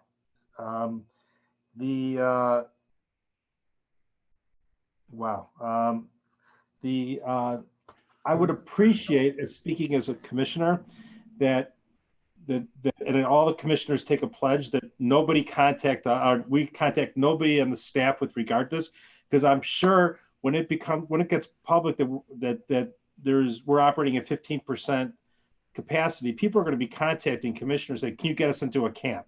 Obviously, we don't have that ability. We're not going to be able to do that. But I think that's something that we have to be, we have to have a united front on that one. Number two, do you know anything about the other private camps and what they're envisioning? I can tell you a little bit about, and Chris, you can certainly jump in with the camp committee and things that we've heard from other communities. I know specifically the North Shore communities. I sit on a call on Friday with other North Shore directors that we're all kind of in the same boat. And I will say our planning, we developed this with really not knowing what other people are going to be doing. And as this started to roll out, everybody's plan started to look very, very similar. Brian and I were able to sit on a call last week with mayors across the country on how they're going to implement summer programming. And on that call happened to be Michael Kelly, who is the CEO of the Chicago Park District. And camps came up, and the not long after that, we saw that the Chicago Park District also has a plan to start July the 6th on a modified short camp, and their staffing plans and staffing ratios are very similar to ours. They're looking at either a 4-to-1 or 9-to-1, depending on what staffing level they're going to be able to get to, as well as utilizing all of their facilities in the same manner that we are. I don't really have information on private camps. I know that a lot of them have started to cancel. But Chris, if you have any other information on private camps or other camp information. No, the only information I could provide is it's become evident to us that many of what we would consider to be competing overnight camps are beginning to cancel their operations for the year. Sadly, we have begun to receive many inquiries about registration capabilities for those that may have already received the news that their child's overnight camp is being canceled. So we do anticipate there to be a significant need, and to Mitch's point, our capabilities are lesser than ideal, but we do anticipate some sort of an influx of inquiries. But again, we are only going to provide priority registration to those currently registered and certainly Highland Park residents. So is our capacity being limited by our facilities? Yeah, that's correct. So to give you an example, here at Westridge, our plan right now allows for 3 groups of 10, again, 8 kids with 2 staff, and we'd section them off and cordon those areas off. So let's say we might put one group in the multi-purpose room, and they would utilize the bathroom that's closely associated with that. We might put one in the gymnasium and use the bathroom that's closely associated with that. And then one a little bit farther up in a classroom that has the bathroom access right next to the registration front office area, so that every group can be isolated. And we would, again, they would be coming and going through their own entries and exits. Once they're in their area, they stay in their area.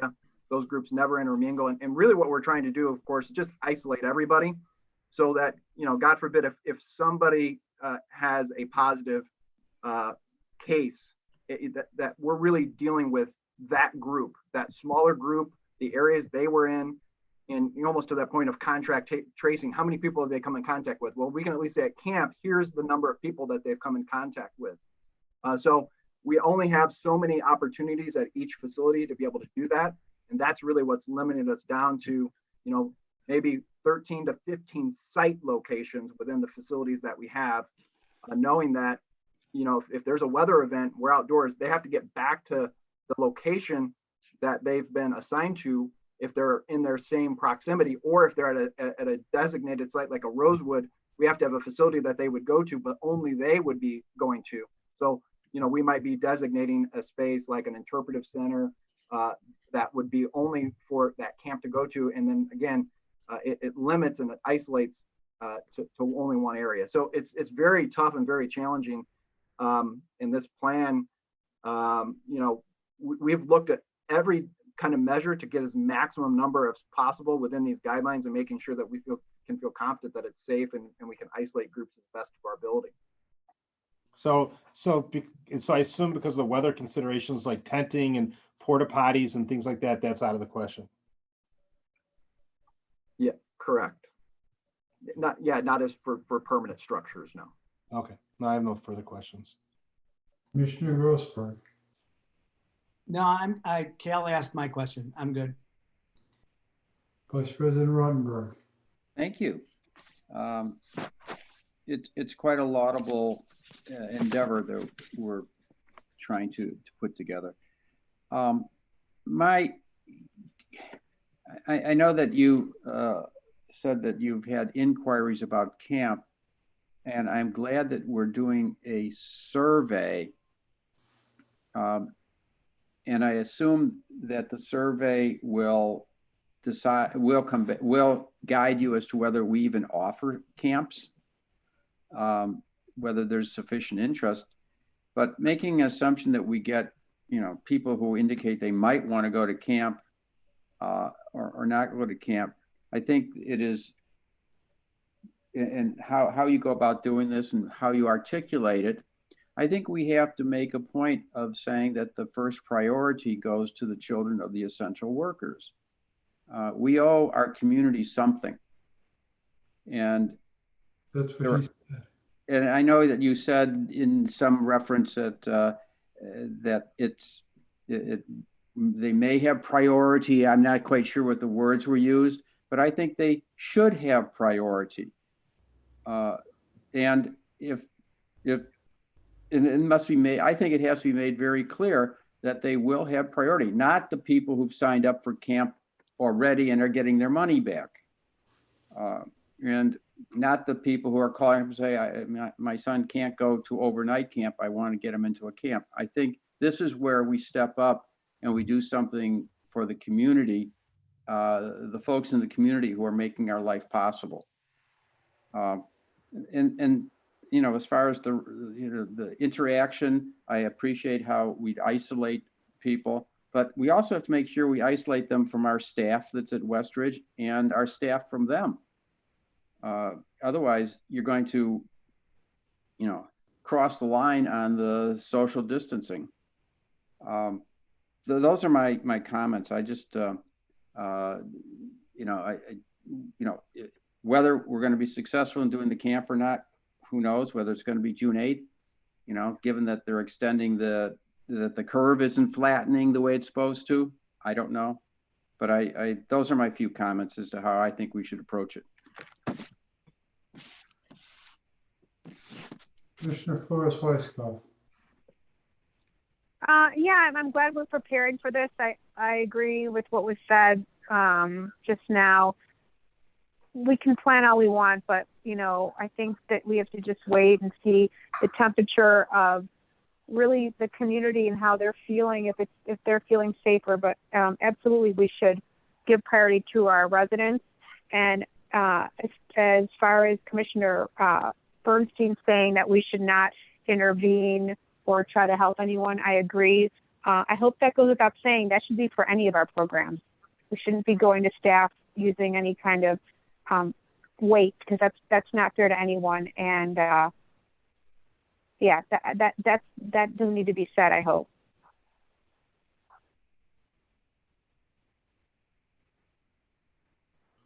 Okay. I have no more to add to this conversation. Brian, who's next? So the last facility is Hidden Creek Aqua Park.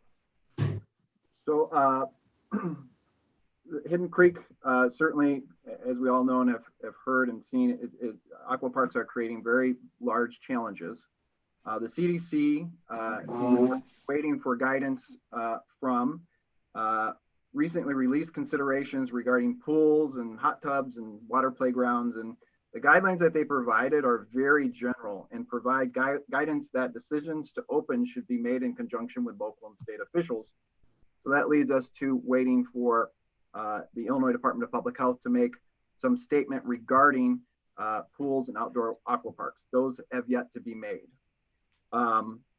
We do know that there was an article even recently as today that a doctor at the University of Chicago had stated that, you know, aqua parks, pools, those are going to be probably the last things that will be open or could be opened.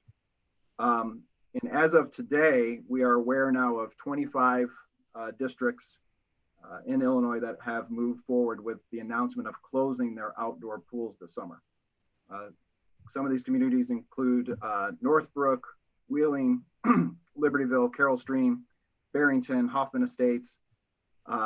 So they've moved forward with now canceling their season. And the issue with outdoor aqua parks, it doesn't have to do with the water itself, as transmission through the water, and particularly chlorinated water, doesn't seem very likely. But as the CDC considerations outline, there is an abundance of challenges in outdoor aqua parks, maintaining safe operations with hundreds and hundreds of high touch point areas inside the park, including slides and railings and play structures, fences, lounge chairs, tables, concession areas. In addition, the entries to the bath or the entry in the bathhouse certainly creates a lot more high touch point areas. You know, what the park tends to service, large gatherings, lots of kids. So, you know, these are high spread type situations. So all of these areas that I just mentioned, if we decided to open, would have to have a regular and consistent disinfecting and cleaning approach that's well above and beyond anything that we've ever done before. Staffing and supplies would have to be significantly increased to maintain that level. It needed to operate safely. With regard to staffing, right now, all of our part-time lifeguard staff at the rec center has been furloughed, and all of our seasonal hiring has been placed on hold. So staffing at Hidden Creek usually requires a minimum of 50 to 60 certified lifeguards to safely operate all elements of the park. In a typical hiring year, it does take us about 6 to 8 weeks to properly onboard and train everybody. So if we use that same thought process and went on the low end and said, well, it's maybe 5 to 6 weeks we could do it. If we were able to open, let's say June 1, by having the stay-at-home order lifted and moving to phase 3, the earliest we could comfortably open Hidden Creek from a staffing standpoint would be either early to mid-July. And added to all of this is certainly the gathering piece. Phase 3, as we know, has gatherings of 10 or less. If we were able to move to phase 4 in perhaps sometime in July, which seems unlikely, but even if we were, those are gatherings of 50 or less. So we've tried to develop plans on how do we manage 50 people in the aqua park area, isolating them, you know, maybe doing scheduled times, maybe allow people to rent the facility for groups of 50. Lap swim would probably be fine, but that's a very small early morning segment. So the additions of those and the social distance challenges, the likelihood that we probably would have to have mask coverings, and how do you handle that in an aqua element also creates a lot of challenges as well. You wrap all that up kind of into a summary, and it creates a lot of challenges for us to develop a safe environment with a large enough group to financially support the operation of Hidden Creek. So tonight we're kind of in a 2-option phase, and I'm going to say what our first recommended option is, and then I'll talk about a second option if we want to wait on this first option. But our recommendation right now, you know, with the safety of the staff and our public at the forefront, as well as making sound, fiscally responsible decisions, as difficult as this is, we're recommending that we close Hidden Creek for the 2020 season. We would take our staff that has been furloughed and at the rec center and concentrate on getting them ready for a beach season, which we think is a little bit more realistic in some form or fashion, as well as preparing for the future opening of the Indoor Aqua Center when that becomes available. for lap swim and for private lessons. Again, those two areas we think have a little bit more desirable opportunity to manage given the current environment that we're in and are probably going to be in for the near future, at least through the summer months. If we did this, of course, all pass holders for the season would be provided refunds. We would cancel all rental contracts and those would be refunded as well. If right now there's not comfort with moving forward with that recommendation, we have the option to wait, you know, and see if there's additional guidance from the Illinois Department of Public Health over the next week or two. We just know that we definitely have to make a final determination by May 26th. And at this point, as we kind of see kind of what's out there and everything that's in front of us, the reason we're coming to the recommendation today is that we really don't see it changing that much in order to allow us to operate the facility. And it just gives us that 2 weeks to start planning elsewhere with aquatics. So I have questions. Cal? Again, this is a very unfortunate situation. I completely understand. I mean, I'll take directions from the rest of the board. The only suggestion I would make is, as a lap swimmer, I think people may want to use the lake for lap swimming. So if I know that we have a lifeguard, you know, lifeguard is at the beach, but maybe have a lifeguard out there earlier in the morning, especially when the water starts getting warmer, so that I have a feeling that a lot of those lap swimmers will go into the lake instead of, especially if the pool is not open at the rec center. So that's just something that you may want to consider. But I mean, the only thing about not this, I don't know what Deerfield's doing. I just looked up Northbrook; they are definitely closed. I don't know what Glenview is doing. So I hate to shut the door without knowing what those communities are doing, but I completely understand where you're coming from.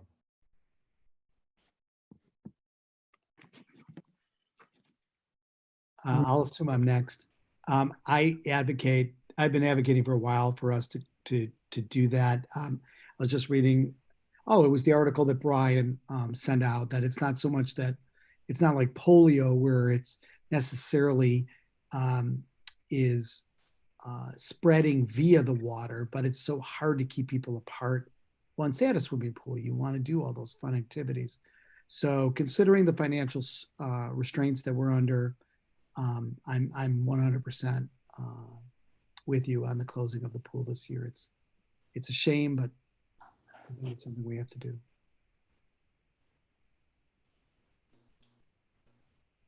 Vice President Ruttenberg? I think it's the wise decision. Commissioner Flores Weisskopf? I agree. Unfortunately, I agree as well. Sad times. Okay, anything else on that happy note? The only other final update that I have is just a very brief update. It should take like maybe 30 seconds on the homecoming committee. As we start to move into phase 3, we are certainly looking at how our facilities can open. As I was mentioning with the rec center, it does create a lot of challenges for most of our facilities, but small group camps, programs, and one-on-one trainings look to be possible. The committee is working within the guidelines that is provided right now by CDC and IDPH to establish standard and facility procedures and protocols for each facility.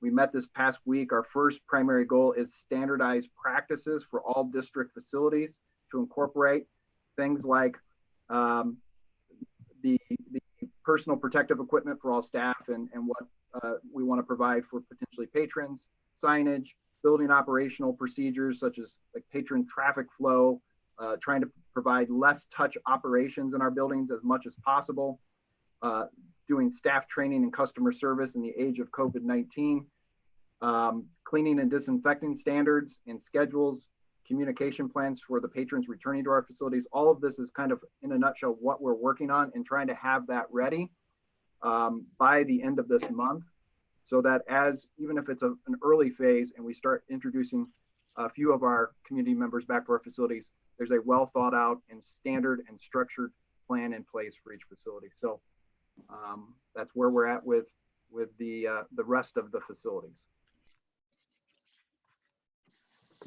Okay. Brian Kaplan. Yes. Given the complexities of the opening, the non-opening, the rules, the regulations, I would like to suggest that we have 2 board liaisons to facilitate communications and maybe board thinking to some of the things that have to be decided. You know, sort of the same thing we did for Greenprint, and we've done this before, but there'd be more direct access to the board liaisons. Okay. Why don't we discuss that offline with Brian tomorrow? Okay. Is that all right, Brian? Yeah, sure. Yeah, absolutely. All right. Anything else? No, I just want to thank the board for their thoughtful questions and feedback. Obviously, as you've noted as well, these are some really difficult decisions and obviously very complex, and we just appreciate your support and your feedback in regards to these decisions. So thank you. Okay, ready? You guys ready to go into close? Well, can we review the vouchers? Thank you, Cal. Thanks, Cal. I reviewed the vouchers. They all look good. Oh, wonderful. Okay. Does anyone have any questions then? All right, relying on Brian's representation, I move to adjourn. No, we have to go into close tonight. What's close? Really? No. Okay. I second the Motion on motion. the table. I second the motion. Thank you. All in favor? Aye. Anybody opposed? Nay. All right, have a good night, everyone. That was fun. Thank you, guys. Bye. Thank you, everybody. Bye, everybody. Thanks. Bye.